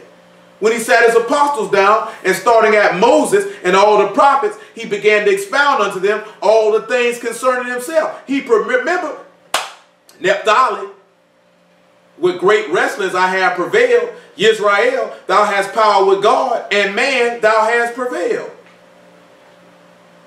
How else are he going to prevail but raise him from the dead, right? So when you hear prevail, you should think Naphtali, with great wrestlings I have prevailed. Remember, if you think about great wrestlings, that's when Jacob wrestled with the angel. That's when Yahshua wrestled with death, and he beat it. He beat it. Because who else he wrestling? If he wrestling with an angel, that means he was wrestling with Satan, because who got power over death? Satan. Right? We done went through this before. Go look at it. It's a video on it. Right on that Assembly Firstborn page. This ain't new information. That's the exact name of the video. He wrestled with an angel and prevailed. It tells you that right there in Hosea chapter 12. Jacob wrestled with an angel and prevailed. He prevailed over an angel and got the name Yisrael. How did Yahshua get power to rule as God? When by the resurrection of the dead, by the spirit of Kodesh, he wrestled with an angel, he beat it. Naphtali means with great wrestlings I have prevailed. You know what I'm talking about? So that's what you got to sit back and look at. Have you prevailed? What's causing you from getting the victory? Because you ain't willing to fight. Ephesians chapter 6. That's what we're going to talk about, that bold they call your faith to shine. Now let's tie all this stuff, make it make sense. Now we still got Isaiah 42. We're looking at all this stuff about him giving this man as a covenant to the people. Somebody going to have to show me, so Yah gave himself as a covenant for the people. That sound about right. If you're stupid. Sound real right when you don't. Ephesians 6. Make it about 14. Make it 13. Make it 11. Make it 10. One day I'll go back, Lord will. We'll go into direct detail what this stuff, where Paul get this from. Today's not the day, though. Finally, my brethren, be strong in the Lord and in the power of his might. Put on the whole armor of God, that you might be able to stand against the wiles of the devil. Because y'all don't guard your heart with the word. See, even the book of Proverbs, he told you to guard your heart, because the issues of life come out of it. Ain't that what it say? See, a lot of y'all don't guard your heart. That's why you fall for what Satan fall for. That's why I get on my old lady all the time, because she's naive. You know what I'm talking about? You don't really guard, she don't really guard herself or the wiles of the devil. She don't really sit back and look at the stuff nigga be pulling, because nigga be pulling stunts. I be warning her ahead of time stuff niggas be doing. She don't actually believe me till they do it. Because I already see what they gonna do. I already know what you gonna do. A nigga could have been done did something, and I've been done already told her 4, 5, 6, 7 months before they did it exactly what they were going to do, how they were going to do it, and they do it exactly just like I told them. Because I see that stuff coming a mile away. You know what I'm saying about? Nigga games be weak. Nigga games be weak. See, I'm going to tell y'all something. Especially some of y'all that come from these small towns, y'all better be lucky y'all grew up where you grew up at. Because this city here would have ate you niggas alive with some of that stuff y'all be coming with. Well, I heard about it too. You know what I'm saying? All in there call he trying to bag his weed. Unless this nigga ain't shoot you. Yeah, you know what I'm saying? That type of stuff, man. I'm talking about, it ain't just Jacksonville, just any big city, man. Because niggas live by different rules, they move different. You know what I'm saying? When you come from a smaller town and dudes don't really move like that, it's a lot of stuff y'all do, man. That stuff will cost you your life around here, man. I used to tell my old lady all the time she first got here, you can't be leaving stuff in your car in plain sight. Nigga will bust your windows clean on out. Take that stuff right up on out of there. This ain't New Bern. And where you was at, you could do that. You know what I'm saying? Because that's what you used to. That's why I always get my gun. You know what I'm saying? Parking, You can't see it. No, I'm saying, but when you come from somewhere, and you used to doing that, and then you come somewhere where you not, you know what I'm saying, you gonna always fall back on what you used to doing. Absolutely. It don't click in your mind. I'm not in Kansas anymore. So I get all my cars darky. You know what I'm saying? Cause niggas is crazy. Niggas in Jacksonville will walk through parking lots, peeking their head in your car. What? What's that nigga got in there? Oh, bro. I still do That that. nigga left a laptop in there. I'm finna get him. Still do that. You know what I'm saying? You come back, your whole window bust out. Or a nigga been done jimmied your doors open. Nigga don't be caring. Nigga don't be caring. But when you come from a smaller town where niggas don't commit them type of crimes, that stuff strange to you. Nigga do what? Huh? You know what I'm saying? Yo, these niggas here crazy. These niggas crazy now. These niggas crazy around here. Nigga, the police gonna murk you. See, a lot of y'all hear all them stories about them nigga, the police shoot niggas in other cities. Police done shot 3 niggas in this city in the last month. What? Ain't even been 30 days. And you niggas ain't heard nothing about that. No? That's coming right here. It ain't even that there. It make the news around here. But I'm saying, you don't hear nothing. You heard about Walter Scott. Yeah. You ain't hear about them niggas JSO gunned down. One of them niggas dead. They just murked one of them young niggas. Nigga talking about Grand Theft Auto running from the police. That cracker put a bullet right in the dome. Wow. It ain't time to be playing with you. Undercover police just gunned a nigga down. They didn't even declare themselves they were the police. Called Reed 4 and 5, they gunned it. You know what I'm saying? Around the time when they were going crazy about Mike Brown being shot, JSO had just killed 2 niggas. All you niggas talk about hands up, Black Lives Matter, they murk niggas in Jacksonville like it's nothing. Niggas ain't said a word. How many of y'all knew that around the time Mike Brown got killed, police killed 2 people in Jacksonville, Florida? How many of y'all knew that? I'm talking about at the same time. I'm talking about not like 2 months later. No, same as that. Same exact time frame. The same nigga got killed on what? On the Saturday after that nigga got killed on Friday, Mike Brown got killed on Saturday. And they turned around about 3-4 days later, killed another nigga. And gunned out another nigga who they didn't kill. Yeah. And they just shot from March 13th to like March 20th, they shot 3 people. Yeah, straight up, in a week span. I've been seeing. You know what I'm saying? See, I'm used to that type of stuff. You know what I'm saying? Because JSO been murking niggas. Yeah. And they been killing niggas in the county. Yeah. You know what I'm saying? Y'all come up, man, the police, nigga, we been living with that for years, nigga. I know niggas who been killed by JSO. You know how to deal with it, sir. You know what I'm saying? That's what I'm talking about. You niggas sit in your, that's how that show you how the media pick and choose and move niggas. You know what I'm saying? They pick and choose and move niggas because niggas who from here, born and raised. See, Langston been living here pretty much all his life. I'm born and raised. Dwight born and raised. You know what I'm talking about? Lil Muffin born and raised. We know JSO kills. You know what I'm saying? All that stuff nigga talking about. Nigga, they just shot a nigga in Cleveland Arms. Whoa. Shot a nigga out there off Helena Street. Shot a nigga on the west side. It's nothing. You know what I'm talking about? Nigga JSO don't play no game. That's weak, bro. God, duh, that's just crazy. They will gun a nigga. Shoot, I bet I shoot that nigga. Let that nigga flinch. Pop that nigga straight dead in his head. And it's unfortunate, you know what I'm saying, that we in this land because our law, we can't shoot back at these people. You know what I'm saying? We got to take that. It is not a good thing to see to sit back and like, these people gunning our people down in the street on a regular basis. But then you sit back and look at it. Once you move your emotions out of the play. Look at what these people doing. Yeah. That's what we don't want to sit back and look at. Yeah. We not condoning the police killing them. Right. Deuteronomy 28. I come back to Ephesians chapter 6. We ain't condoning the police killing them.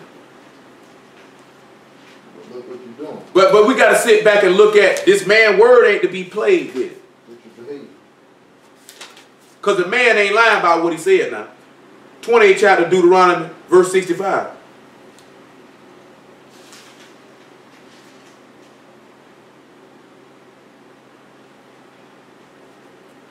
And among these nations thou shalt find no ease, meaning no rest.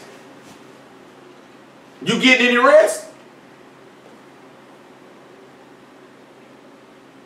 Neither shall the sole of thy foot rest, but y'all shall give thee there a trembling heart and failing of eye and sorrow of mind. Nigga so sad, heart trembling, I'm scared for my son. And thy life shall hang in doubt before thee, and thou shalt fear day and night. Thou shalt have no assurance of thy life. In the morning thou shalt say, would God it were even. At even thou shalt say, would God it were morning. For the fear of thy heart wherewith thou shalt fear, and the sight of thy eyes which thou shalt see. Leviticus 26. It's sad to say, but y'all ain't nobody to be played with. The man said what he said, he meant what he said, and he fulfilling it. We look at Walter Scott, you running from a child support warrant, which you got from committing fornication, I will wager. I can't say if he was married to these women at a time, or they children out of wedlock, but then we don't know any of the other stuff you've been doing. Does that justify the officer killing him? No. The officer did that because he was evil, he had hate in his heart, and now he gonna pay the price. You got blood on your hands. Can't say it's innocent blood, because by no means is this man innocent by any means. This man was not a righteous man. He did not die for righteousness. You know what I'm talking about? But you got blood on your hands nonetheless. 26 and 36. And upon them that are left alive of you, I will send faintness into their hearts in the land of their enemies. And the sound of a shaken leaf shall chase them, and they shall flee as fleeing from the sword. And they shall fall when none pursue. He said, faintness in your heart means you're going to fall out. These women be out here be protesting. Oh, they swoon and look what they doing to our babies. But then look how you raise your sons. You stinking selfish slut. You get with a no good nigga that you knew wasn't about nothing for you laid with him. You reproduce with him. Then you shocked when he do exactly what his behavior had showed you he was going to do when you reproduced with him. And then in your anger with that man or your foolishness, you raise an effeminate or overly masculine child. You know what I'm saying? You do everything possible to hinder this man to have any ability to function in this wicked country that we call America.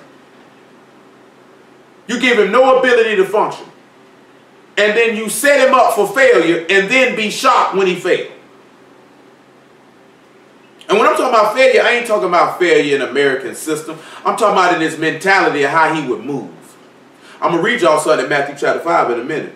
He said, they shall fall one upon another as it were before a sword when none pursue. And you shall have no power to stand before your enemies. And you shall perish among the heathen, and the land of your enemies shall eat you up. No power to stand before your enemies. Where was Walter Scott power at? Where was the power at for them young men who got shot, even though 2 of them was dead wrong? Actually, all 3. All 3 of them had just been stepped upon because they were in the midst of commission of a felony. Now, I'm not saying that these people should have shot these men. But you in sin, and you shocked when your man told you the wages of sin is death. What you think you gonna get?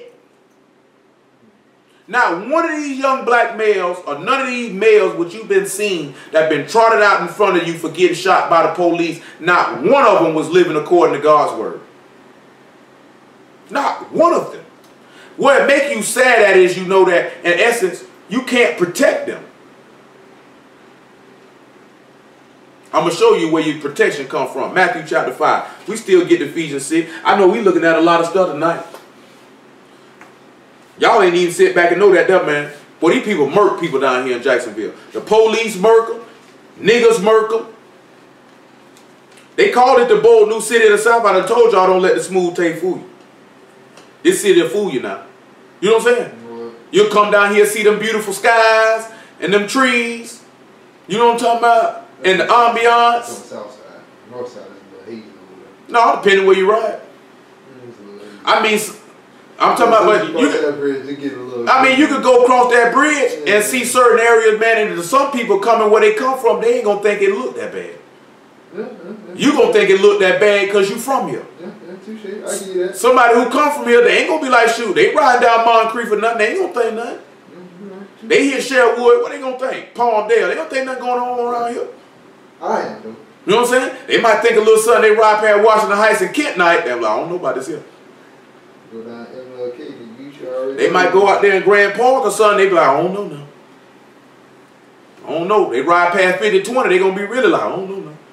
I know some of y'all who used to listen to Lil Boosie, y'all probably heard him say 50-20 all the time. He was talking about some apartments around here in Jacksonville, Florida, and you don't want to get caught around there if you ain't from around there. I used to go around there while I was little. Them niggas were crazy then, and they crazy now. And guess what? They apartments got mold in them. Out there, they just had it on the news. In Cleveland on. Yeah. Like the people were complaining like they ain't come to fix the mold. But guess what? In the law and the curse, he said you'll have a blasting mildew and the agag. You sitting there wondering where all these black people stay at. All your apartments got mildew in them. His word is true. They got mold in them. That man ain't lying. You don't hear nothing about no mildew being in a white folk apartment complex. Bet you hear them white folks say it's a mildew out there. I bet you somebody get out there and fix it, because they gonna raise a ruckus. So niggas raise a ruckus. Oh, you niggas stay in public housing. Y'all be alright. Nigga, you don't pay no rent. That's how they feel too though. That's how they feel though. You don't pay no rent. That's why I ain't never want nothing to do with no public assistance, period. Nigga, I only get food stamps because I went to prison and people say, I said, that's the only thing you going to give me. Nigga, I got to try to get something back on what you got up out of me. We got to break even somewhere. That's how I felt. We got to break even somewhere. We did break even, nigga. Your 5 years of hard labor. No, I'm talking about I got to get back. I got to get something back up out of y'all. I ain't work all the whole 5 years. That's where you're wrong. Shoot, nigga, I ain't had no problem going to lay down for 60 days. Straight in the back, nigga. Walk up service. Bring me my tray. Straight up, nigga. Straight up. Breakfast, lunch, and dinner in bed, nigga. Straight up. Who? Straight up, nigga. That's how I was, nigga. I ain't caring about being in no 6x9 room. Be like, we gonna send you to the box. Nigga, I'm already in jail. That's what they call confinement. We gonna send you to jail. Nigga, I'm already in jail. Yeah. How you gonna scare me by putting me in a cell, nigga?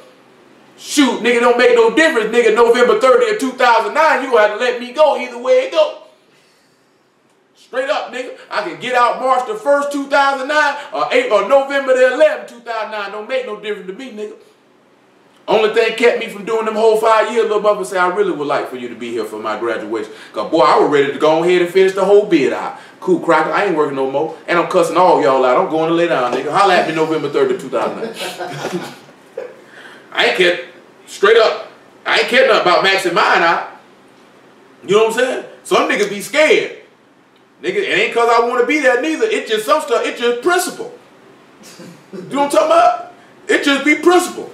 Man, it's just like this here. Yeah, I could let that CO go for what he just said out of his mouth. But on the fact that I'm a man and on general principle, I must chastise him verbally. I must do it. If I don't do it, I'm not going to be able to sleep tonight. You know what I'm saying? That's how I'm feeling. Man, some of them people get in your face, you be like, you know what? This cracker wouldn't dare disrespect me like this on the street. I'm going to go ahead and cuss him out. You know what I'm saying? I done cussed out a major, a lieutenant, a sergeant, a CO, all straight up. I had a major get hot. Every time I want to let you go, you halfway do it. That ain't what he said, because I was messing with him mentally. Didn't curse him out one time, and he knew it too. He couldn't stand it. He couldn't stand it. You know what I'm saying? Like, yeah, just because I got this uniform on, you think I'm stupid. I'm smarter than you, and you know it.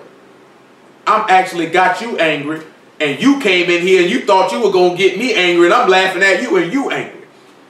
I wanted to tell him so bad, because he had me in the laundry room with another CO, so I'm really thinking like, okay, I'm going to have to fight both of them. They going to kill me after a while, but I'm going to whoop one of them. You know what I'm saying? Because he going to call more help. I really wanted to tell him, why you all in my face, your breath is so stank. You know what I'm saying? I had so much stuff I wanted to tell him about what his breath smelled like, but I kept it to myself. You know what I'm saying? Because the man's breath was so stank, and you all, but he thought that would intimidate me. I said, yeah, I hear you, man. I say, nevertheless, Every time I want to let you go. So he already know I've actually convinced you to send me back in here with no reprimand whatsoever when your objective was to send me to confinement. I convinced you not to do it. But you smart. You know what I'm saying? And you mad. And I'm supposed to be the one mad walking in here sad, and I'm walking out of here laughing at you. You know what I'm saying? I ain't care nothing about that. I only want to fight COs. I ain't want to fight no inmates. The inmates are not my enemy. You are. I'll whoop one of y'all in a heartbeat, nigga. White dude, make no difference. However you niggas want to do it. Just like they say, we could go in the laundry room, nigga, just me and you, nigga. You know what I'm saying? You can take your utility belt off, and we can make it do what it do. Best man win. Nigga don't be wanting to do that. Especially not some of them fat hillbillies. I've been to knock 3-4 pounds of blood off your fat, slow behind nigga. Now I don't lift no weights. I bet I whoop you in here. Just the rage and anger of I hate you people would just been enough for me to rip your whole throat out. You know what I'm saying? I have an extreme dislike for you people. I don't even know you. I just hate you for what you stand for. You know what I'm saying? I hate every last one of y'all just because you got brown on. Straight up. Because you feel like you better than us. Half of them got bodies under their belt. Some of these dudes ain't killed nobody. Some of y'all got 3-4 niggas you done killed. And boast and brag about it. I feel like you should get some retribution. But luckily for them, it wasn't my place to run it. Matthew 5:25. This is what I had to learn when I got out of prison. This was something he was really teaching me while I was in prison. Agree with thy adversary quickly when thou art in the way with him. Lest at any time the adversary deliver thee to the judge, and the judge deliver thee to the officer, and thou be cast into prison. Truly I say unto thee, thou shalt by no means come out thence till thou hast paid the uttermost farthing. That's the same thing Jeremiah did. Even with Joseph. You ain't see Joseph going back and forth with them people and arguing with them people. I'm innocent. I ain't do nothing. Hey, man. Do what you got to do. That's why when the police come up on you, the Lord had already told you what to do. You ain't got no business arguing with them people. You argue with them people, you sin and you stupid. That's, you know, don't y'all know that's a real way to keep stuff down? If you sit back and you agree with them people, because the only person, the Lord told Pilate, he said, you can have no power over me except it was given to thee from heaven. Them people can't do nothing to you, the Lord don't allow. But he also told you in the book of Proverbs, a soft answer turn away wrath. Now, if you supposed to be in the way, that's what some of y'all nigga problem is. Y'all so slick out your mouth and you so want to pop off at your mouth and do this, that, then, the other. You don't realize, man, a soft answer, a humble answer can turn away a person's anger, where you can actually get them to do what you may desire them to do because of your approach. Now, what you going to argue with the police for you know you can't win? What? You not going to win. It don't matter if you in the right or not. You know what I'm saying? You not going to win. And the people talking about they can't take you to jail for that. That man can take you to jail for whatever he wants. You might get out in the morning, but you going to jail. Mm-hmm. You can't never say what the police can't do, because they can do what they want to do. They can do what they want to do. You can say they can't kill me. Really? He can't beat me up. Really? You know what I'm saying? That's the first thing niggas scream about, what they can't do. You know what I'm saying? It's a lot of stuff they can't do that they will do and get off on. And if you sit back and you look at the history of our time in this country, you a fool. You're like this here. You can't argue. I told you, man, I got into it with a police officer, man. That nigga, I'm smoking a joint. I've been hustling all day. I done got off the clock. I'm smoking my weed, listening to my music. He come around here messing with me, man. I went slap off on him. The nigga come, and it's a big old fat white dude too. He punched me in my stomach while I'm handcuffed. I told this fat bastard, I said, all you got to do is take these handcuffs off of me. I'll whoop you right now. You can take me to jail for this misdemeanor possession of marijuana. Means absolutely nothing, nigga. I'll be out in the morning. I care less about that. I want to fight you though. Because you put your hands on me, and for what? What you put your hands on me for, man?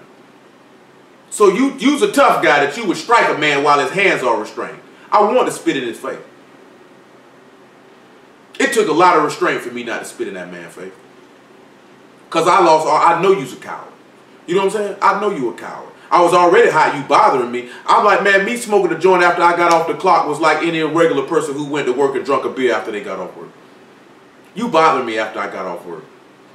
Why are you bothering me? I've been working all day. I didn't want to smoke my joint and then go to sleep.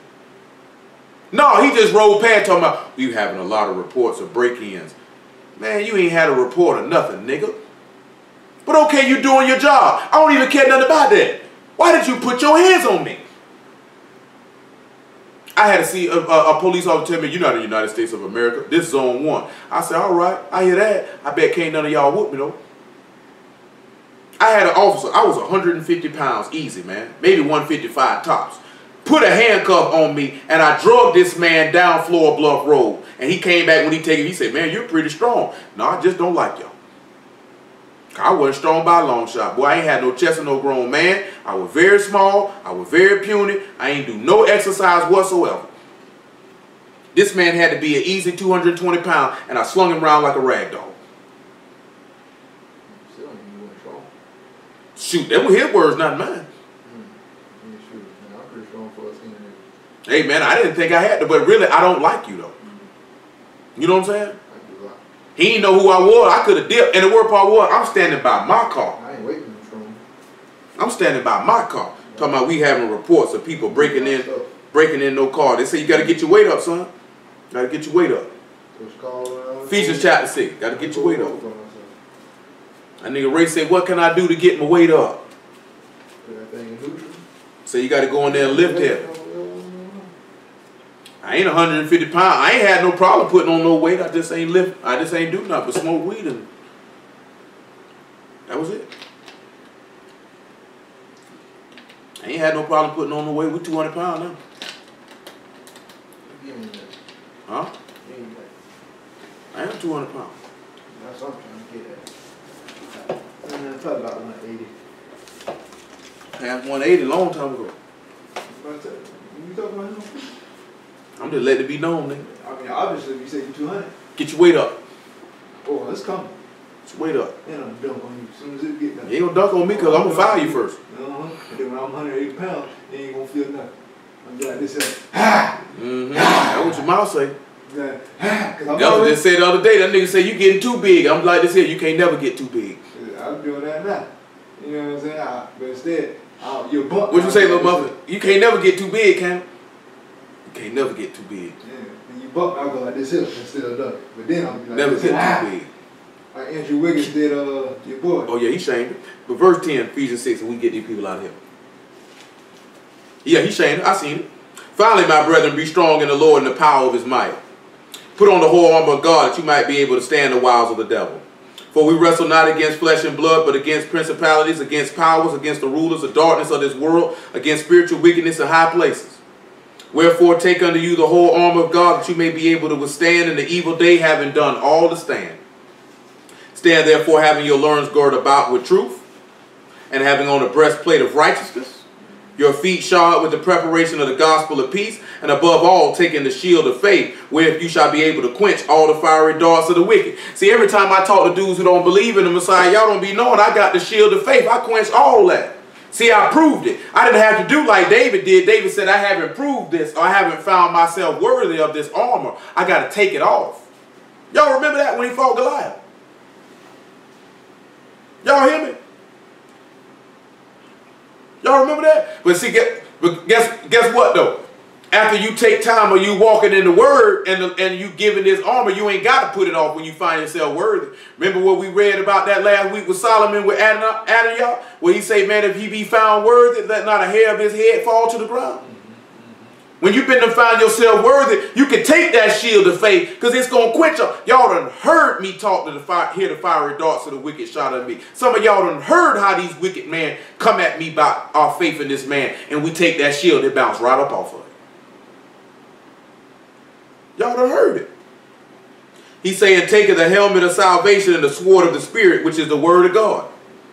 Praying always with all prayer and supplication in the Spirit, and watching thereunto with all perseverance and supplication for all saints. And for me, that utterance may be given unto me, that I may open my mouth boldly to make known the mystery of the gospel, for which I am an ambassador in bonds, Therein I may speak boldly as I ought to speak. You go look at Matthew chapter 7. Them people said about the Messiah. They say he ain't like the scribes. He said ain't no man ever spoke boldly like this. They don't say nothing. When you look at all the prophets, they all spoke boldly. When you look at Stephen, what he was doing, he was speaking boldly. How could you speak boldly? Because you have wisdom in you. Well, how could you have wisdom in you? Because wisdom calls your face to shine. We're not going to look in Revelation chapter 1. Y'all know Revelation chapter 1 and say that man's face shine like the sun. We already seen it when we looked at Matthew 17. You know what I'm saying? Wisdom calls a man's face to shine. They say the boldness. Go back to Ecclesiastes 8 and 1 again. We still holding Isaiah 42 and just Ezekiel 29. We finna get ready to hit the home stretch now. We talked about a lot of stuff, looked at a lot of stuff. We finna hit the home stretch now. I didn't want y'all to keep that in mind about the giving of the people for a covenant, because that's going to make sense to you in a minute. I promise it will. But he said, he say, wisdom maketh man's face to shine, the boldness of his face shall be changed. Said back Stephen say he was so bold with what he was talking about, they say, man, he looked like an angel. Say he looked like an angel. You know what I'm saying? With this thing, you got to be bold. And I ain't talking about, see, y'all think bold like this here, man. That means when you bold with something, that means you believe it, you stand on it. And I'm going to say that. I don't care if you get mad. I don't care if you get upset. You know what I'm saying? You know, when you actually speak boldly, you know you're actually speaking with some confidence because you actually believe in what you're doing. You actually believe what you're saying. See, a lot of y'all only bold when it comes to superficial, petty, carnal type stuff. You can be real bold with that. I don't think that outfit look nice. You know what I'm saying? When it comes to righteousness, you niggas ain't bold, you get timid. Somebody say, you want to go do this here? I don't know now. I know I ain't supposed to do that. But I think I'm a... Y'all already know what I'm telling them about. I don't even do that. I just would tell them. They say you ain't told them. You didn't say you done told them. I don't joke around and play door. You'll know what I'm playing. You'll know I crack a joke. Like I told you earlier, I be dead serious all the time. You know what I'm talking about? I mean, I'm bold. I just here, man, I could go off on you nigga boldly. Y'all just seen it last week. I went and slap off on 2 niggas. I didn't care who was standing right there. See, that's just different with some of y'all. See, somebody who bold, they'll go off on you. They don't care who around. You know what I'm talking about? A nigga who want to show out, he won't. The difference is I will go off on you if it was just you or 1,000 niggas was standing out there. You know what I'm talking about? Your mama could be standing right there and I'm going to go off on you. You know what I'm talking about? If I got to straighten you, that's boldness right there. See, when somebody's showing out, if you were in private, they wouldn't go off on you like that. But when there's a crowd, that's when they want to do it. You know what that actually is, White? No, that's a coward. No, I'm talking about somebody who like, okay, it's just like this here. Like, he wouldn't give you the same manner of rebuke privately that he would do in front of a crowd. You know what I'm saying? That's a coward. See, I'm telling you different about me is, nigga, I'm going to go off. I don't care who around. You know what I'm saying? And I don't care which one of y'all it is either. It ain't going to make no difference. It ain't going to make no difference. That's why I tell you, if you know better, you're going to get it worse than somebody who don't know no better. You know what I'm saying? That means you just dumb. But see, actually, a lot of y'all not used to nobody being bold. Some of y'all thought y'all were bold, but y'all really wasn't bold. Then you got to be bold for righteousness. That's why he say the righteous are bold as a lion, and the wicked flee when no man pursue. That's why Paul say I ought to speak the word boldly as I ought to speak, because if I'm righteous, I'm supposed to be bold as a lion, because you know a lion don't back down from nothing. I done had one of y'all say, did you tell such and such this here? About a conversation I had. I said, yeah, I told him. What's your point? Nigga just be shocked. What you thought I was going to say? I didn't say it. I said it, nigga. What's your point? And what? What's your point? Nigga, I don't back. If I said it, I meant it. I don't back down off my statement. I stand by it. You could come and ask me about you, and I will boldly look you in your face and tell you if you really want the whole truth. If you really want the whole truth about yourself, don't ask me in front of a whole bunch of people then. Because you know the first thing I'm going to ask you when you ask, you sure you want me to answer that? You sure you want me in front of all these people? In front of all these people. You can take that. Because I'm going to lay it out flat to you now. And you're going to be around there gritting your teeth and be like this here. I should have asked that nigga that. I should have waited till later. I'm telling you. Isaiah 42. No, I do that because. Yeah, that's what's going to come. 1,000,001 excuses. I do that because. And guess what's going to happen? And y'all know how I feel about that. I don't want to hear it. Keep it to yourself. See, sometimes I done let y'all come out with your excuses, but y'all can tell lately I don't want to hear it. You know what I'm talking about? I gave you a little space. I don't want to hear it. Please don't even proffer it. Keep it to yourself. So we back to Isaiah 42, verse 6. One more time. I, Yah, have called thee in righteousness. How did he call him in righteousness?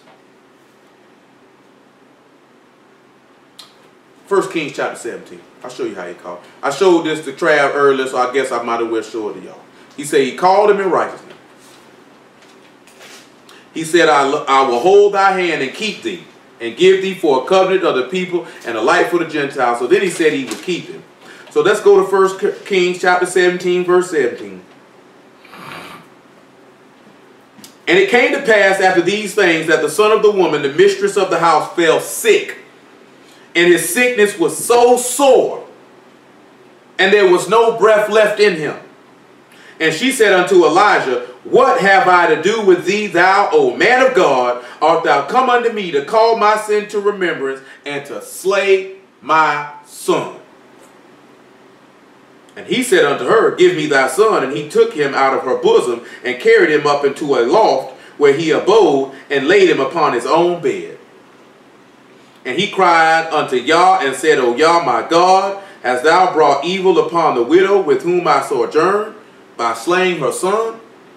And Yah heard the voice of Elijah, and the soul of the child came into him again, and he revived. And Elijah took the child and brought him down out of the chamber into the house and delivered him unto his mother. And Elijah said, See, thy son live.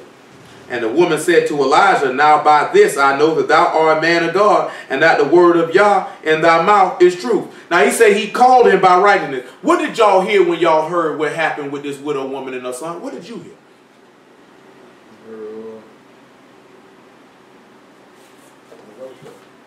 I heard, basically, I heard the Lord being raised up with, when he laid him on the, laid him on his bed, his own bed.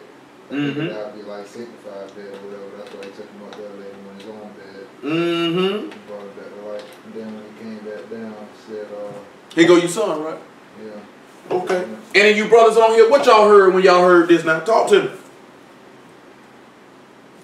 We good. I got 20 more minutes, maybe 30.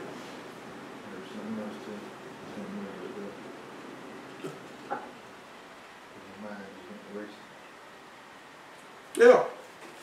Well, let's sit back and look at it. She said, Will you call my sin to remembrance to slay my son? Matthew chapter 20 and verse 28. Keep your hands on 1 Kings 17, Isaiah 42, and Ezekiel 20. I'm going to just get straight on to the point with that Ezekiel 20. I thought we would be able to go more into it more in depth. I guess we'll do it another day. To actually work the whole chapter. The Lord do as he pleases. You see, we've been talking about Elijah this week, ain't we? We talked a lot of Elijah this week. Matthew 20 and 26.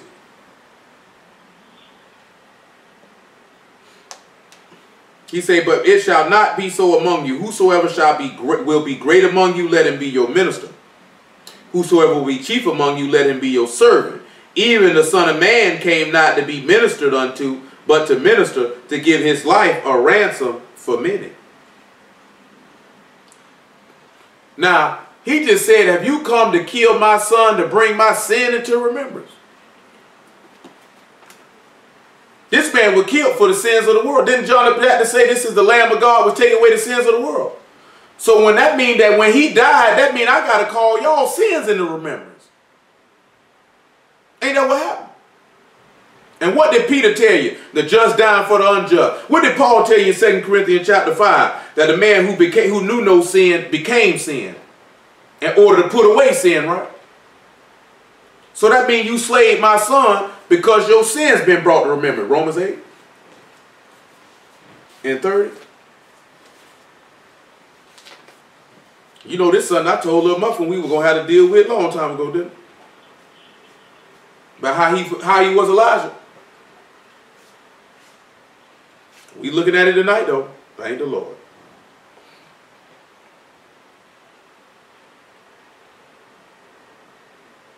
Thank the Lord.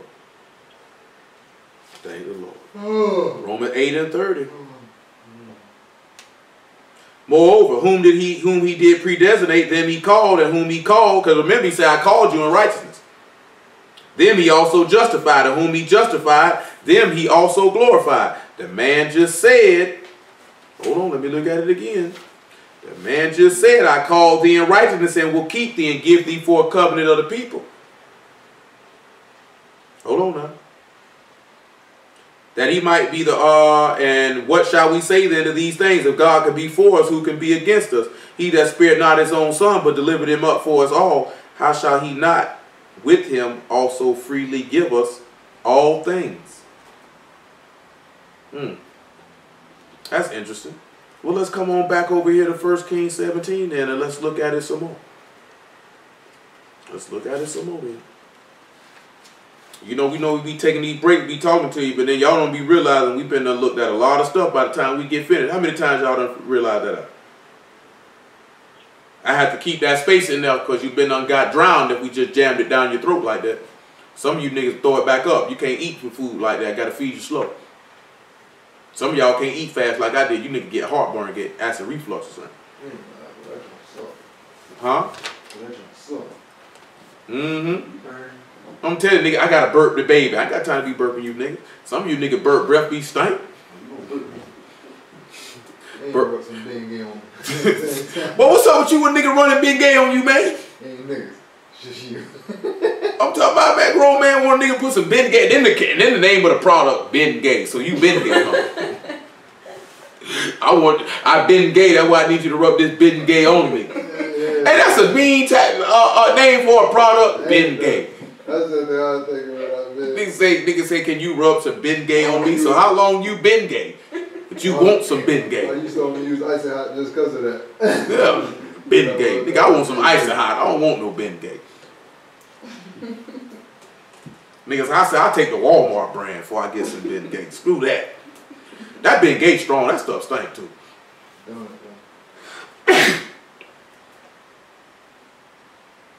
So let's look at verse 19, right? Of 1 Kings 17.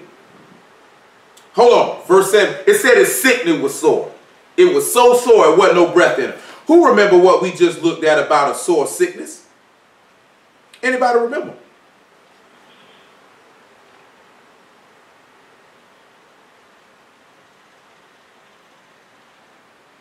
Remember over there in Isaiah chapter 1 and verse 5, it said he will be stricken anymore. His whole head is sick. The heart is faint. From the sole of the feet there's no soundness but wounds and bruises and putrefying sores. And they haven't been closed, neither have they been bound up.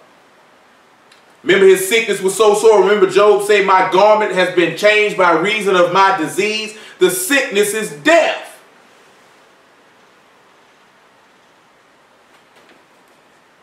Look at it. A sickness so sore that he died, and the woman come up, a widow woman. Who's the widow? Israel. Remember Romans chapter 7? You no longer called an adulteress because your husband done died. Remember the widow woman from 2 Samuel chapter 14? Remember how I said in Ezekiel 44 that the high priest can only marry a virgin of the seed of Israel? Or a widow who had a priest before.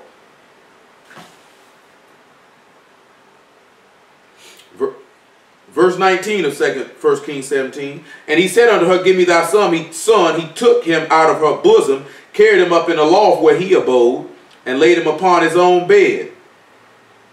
And he cried unto Yah, and said, hast thou brought evil upon the widow with whom I dwell, by slaying her son? And he stretched himself upon the child 3 times. You missed that verse. My apologies. How many days was he in the grave? And cried unto Yah, And Yah my God, I pray thee, let this child's soul come into him again. And Yah heard the voice of Elijah, and the soul of the child came into him again and revived. So if he heard Elijah, who does this take us back to? We just got finished talking about it. Ain't even been 2 weeks. Hebrews chapter 11. I guess we won't get all the way to Ezekiel 20 like I wanted. But guess what that means? Save it for the new moon. Lord took us in another way. That, you know what that means? We got service Sunday, so we'll save it for the new moon.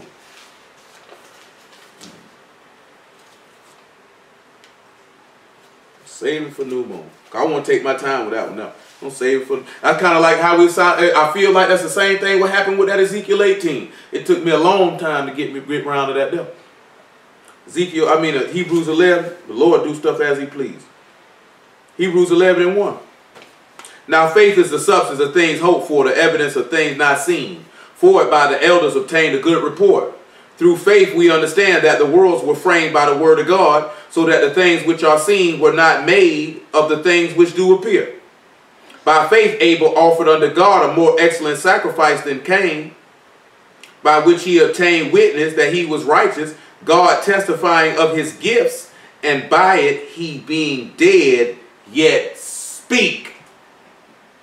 So he heard Elijah. What did Hebrews chapter 5 tell us about Yahshua? In the days of his flesh, when he gave up strong supplication and crying and tears, he was heard and that he feared. So how else was Elijah able to hear the cry of Elijah? The same way he was able to hear the cry of Yahshua, because his blood cried out, I hear your cry, son, let me get you up. Because he said, I will keep you in righteousness. And that's what he said. Isaiah 42 again. I might get some of the stuff in Ezekiel 20, not all of it. Because I want to get all the way to verse 34. We're not getting around to verse 34 tonight. So does that not sound like he held his hand and he kept him? We've already looked how he gave him a covenant to the people. But let's look at verse 7 though. He said to open the blind eyes, to bring out the prisoners from the prison, and them that sit in darkness out of the prison house. So how did he open the blind eyes? And how did he bring prisoners out of the prison, and them that sit in darkness out of the prison house? How did he do it? 1 Peter 3:18. This will make the 6th way that you've seen this. 1 Peter 3:18.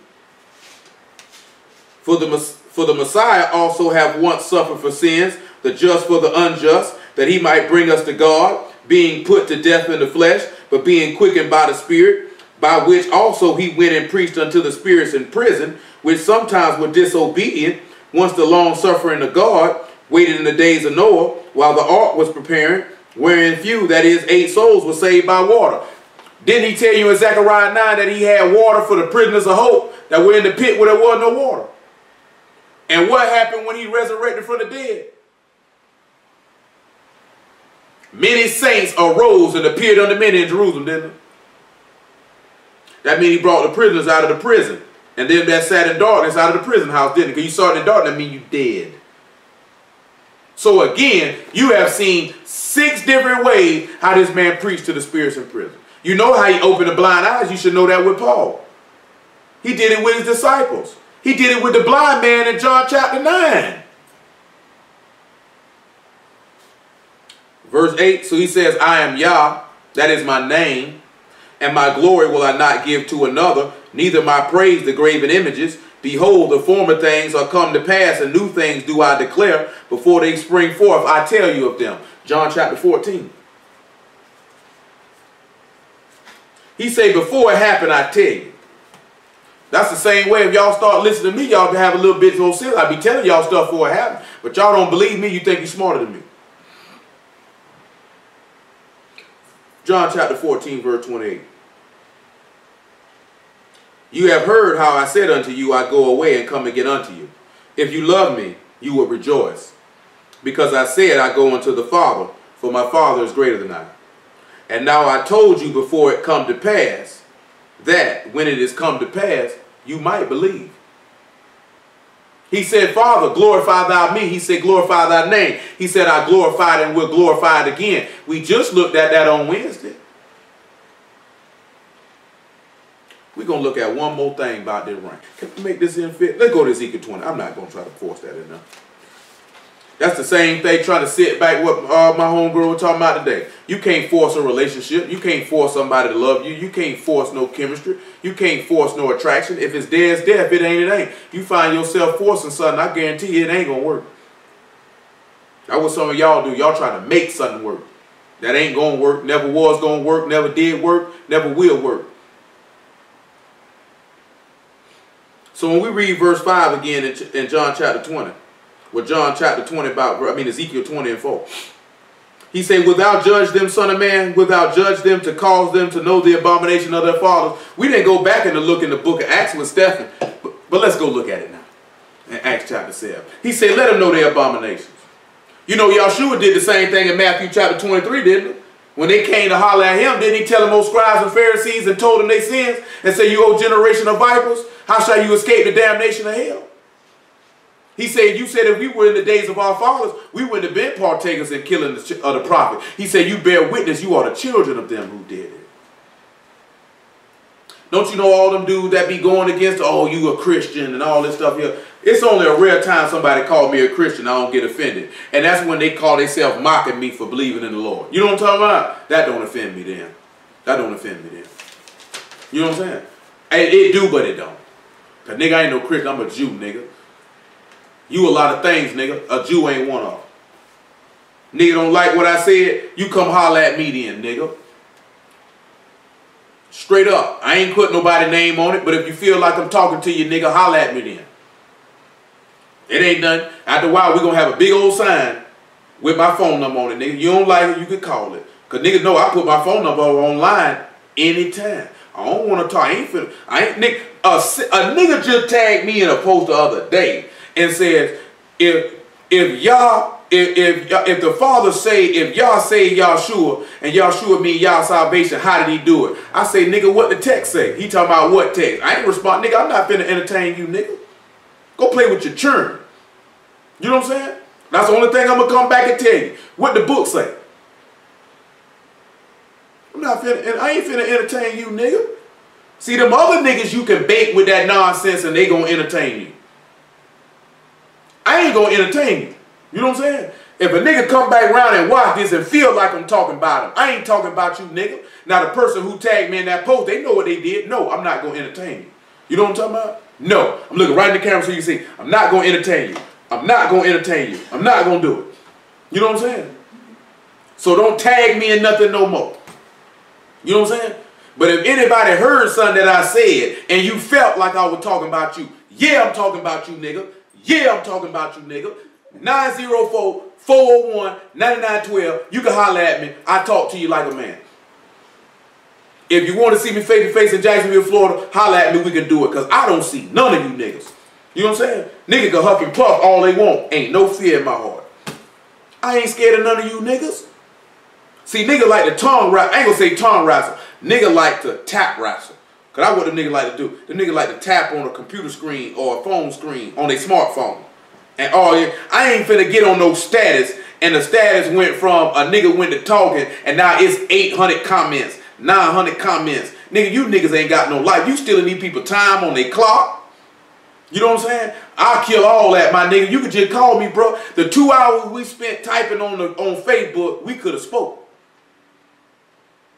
Because when I get you on their phone, I'm going to shame you considerably. On general principle. You know what I'm saying? I ain't with it. Acts chapter 7, though. About verse 51.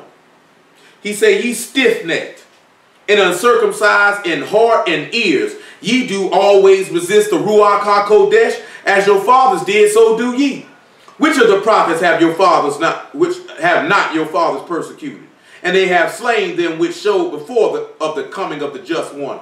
of whom you been now the betrayers and murderers. That's why he said all the prophets that you read about who they killed, they were showing the framework of the Messiah. He said you killed them and you betrayed them and you murdered them just like they did. And that's what these niggas are now. Somebody got to fulfill this book. Just better make sure it ain't you on the negative side. He said, who received the law by the dispensation of angels and have not kept it. And when they heard these things, they were cut to the heart and they gnashed on him with their teeth. They were hot. Some of y'all done seen it. I've been done talked to some of these dudes. They be so mad, the nigga get right back on Facebook, man. They be posting all type of stuff about me. Man, that nigga this, that nigga that. Whether they put my name in it or whether they don't put my name in it. Nigga, is you mad or is you really mad?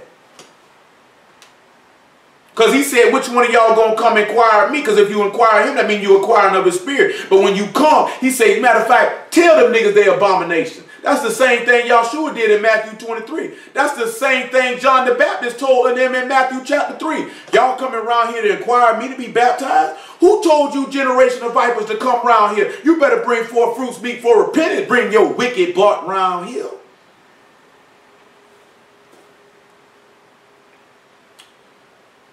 Verse 7. Then said I unto them, cast away every man the abomination of his eyes, and defile not yourselves with the idols in Egypt. I am Yah your God. Get that, leave it out your house.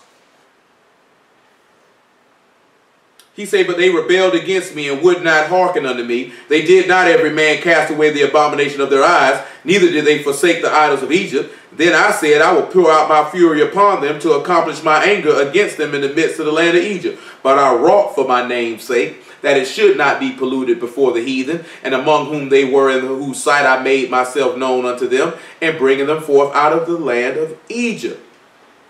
Wherefore I caused them to go forth out of the land of Egypt, and brought them into the wilderness, and I gave them my statutes, and showed them my judgments, which if a man do, he shall even live in them. Moreover also I gave them my Sabbath to be a sign between me and them, that they may know that I am Yah, that sanctify them. Let me show you how this man did not pollute his name in front of the heathen. Let me show you how this man brought you up out of the wilderness, out of Egypt, and let me show you how he gave you his Sabbath for a sign that he sanctified you.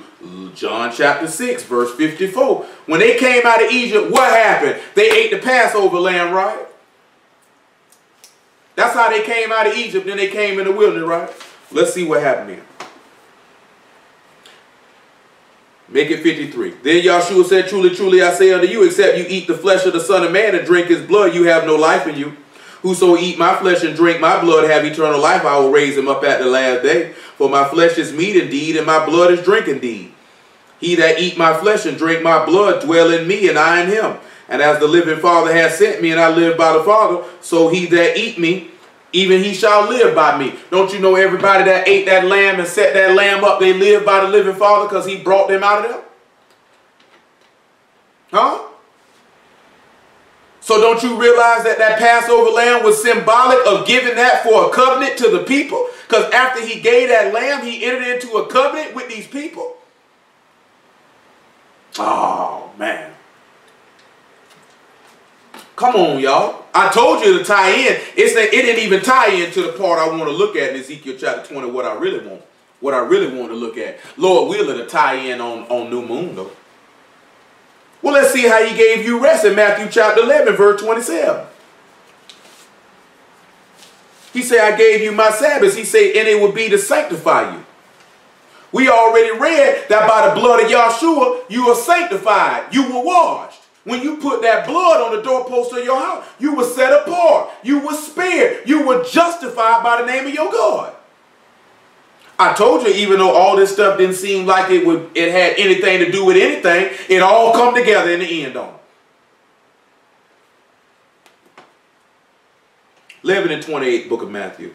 Come unto me, all ye that labor and are heavy laden, I will give you rest. Didn't our ancestors cry out that they were heavy laden by the hard yoke of bondage that was on them?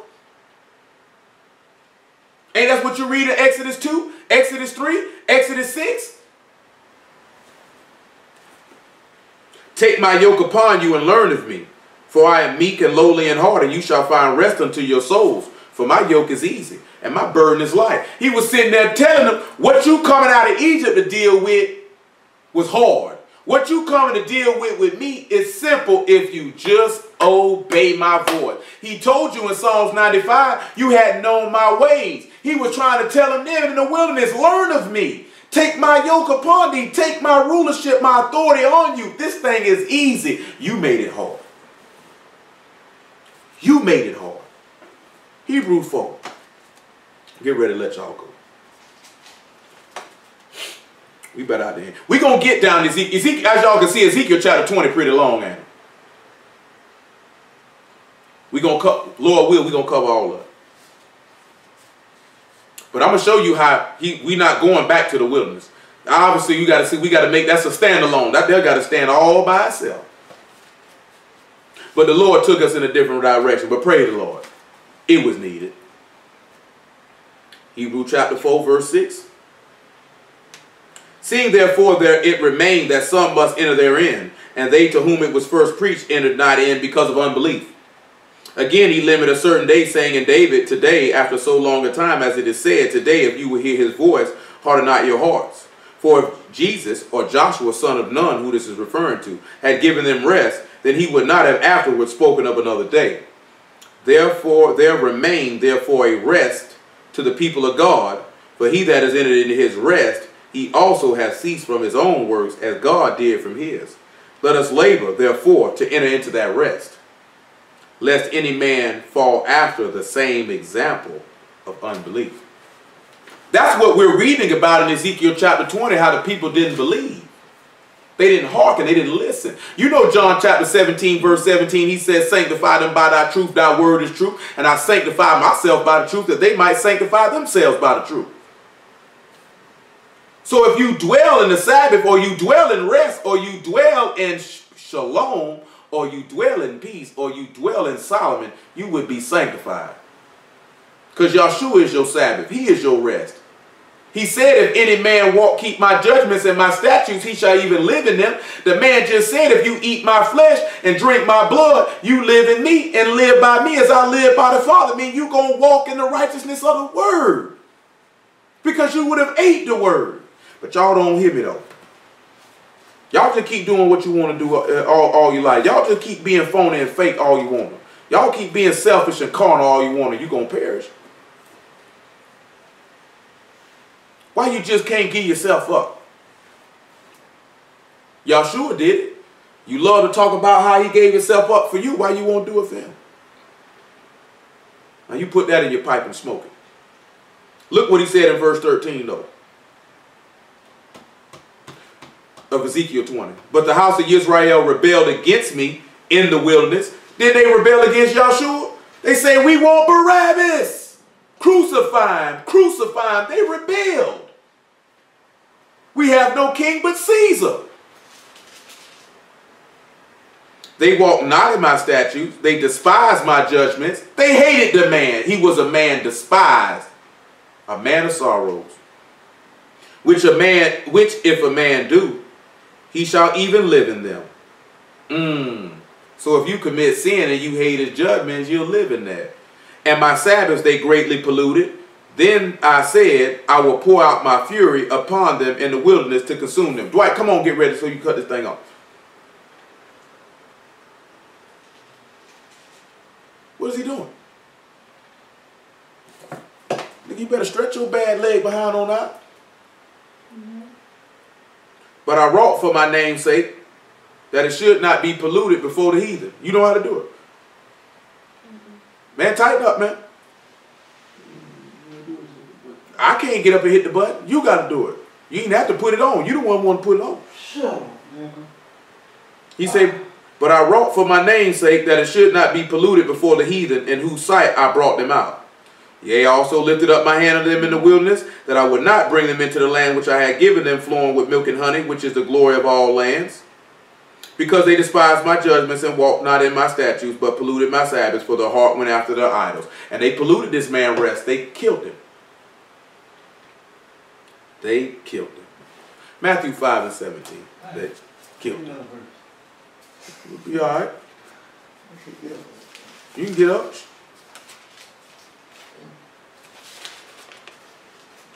Come on now. Go. Think not that I come to destroy the law of the prophets. I come not to destroy, but to fulfill. For truly I say unto you, till heaven and earth pass, one jot or one tittle shall in no wise pass from the law till all be fulfilled. Whosoever therefore shall break one of these least commandments and shall teach men so, he shall be called least in the kingdom of heaven. But whosoever shall do and teach them, the same shall be called great in the kingdom of heaven. For I say unto you that except your righteousness shall exceed the righteousness of the scribes and Pharisees, you shall in no case enter into the kingdom of heaven. Praise ye Yah for Yahshua and the word. Y'all understood all this evening?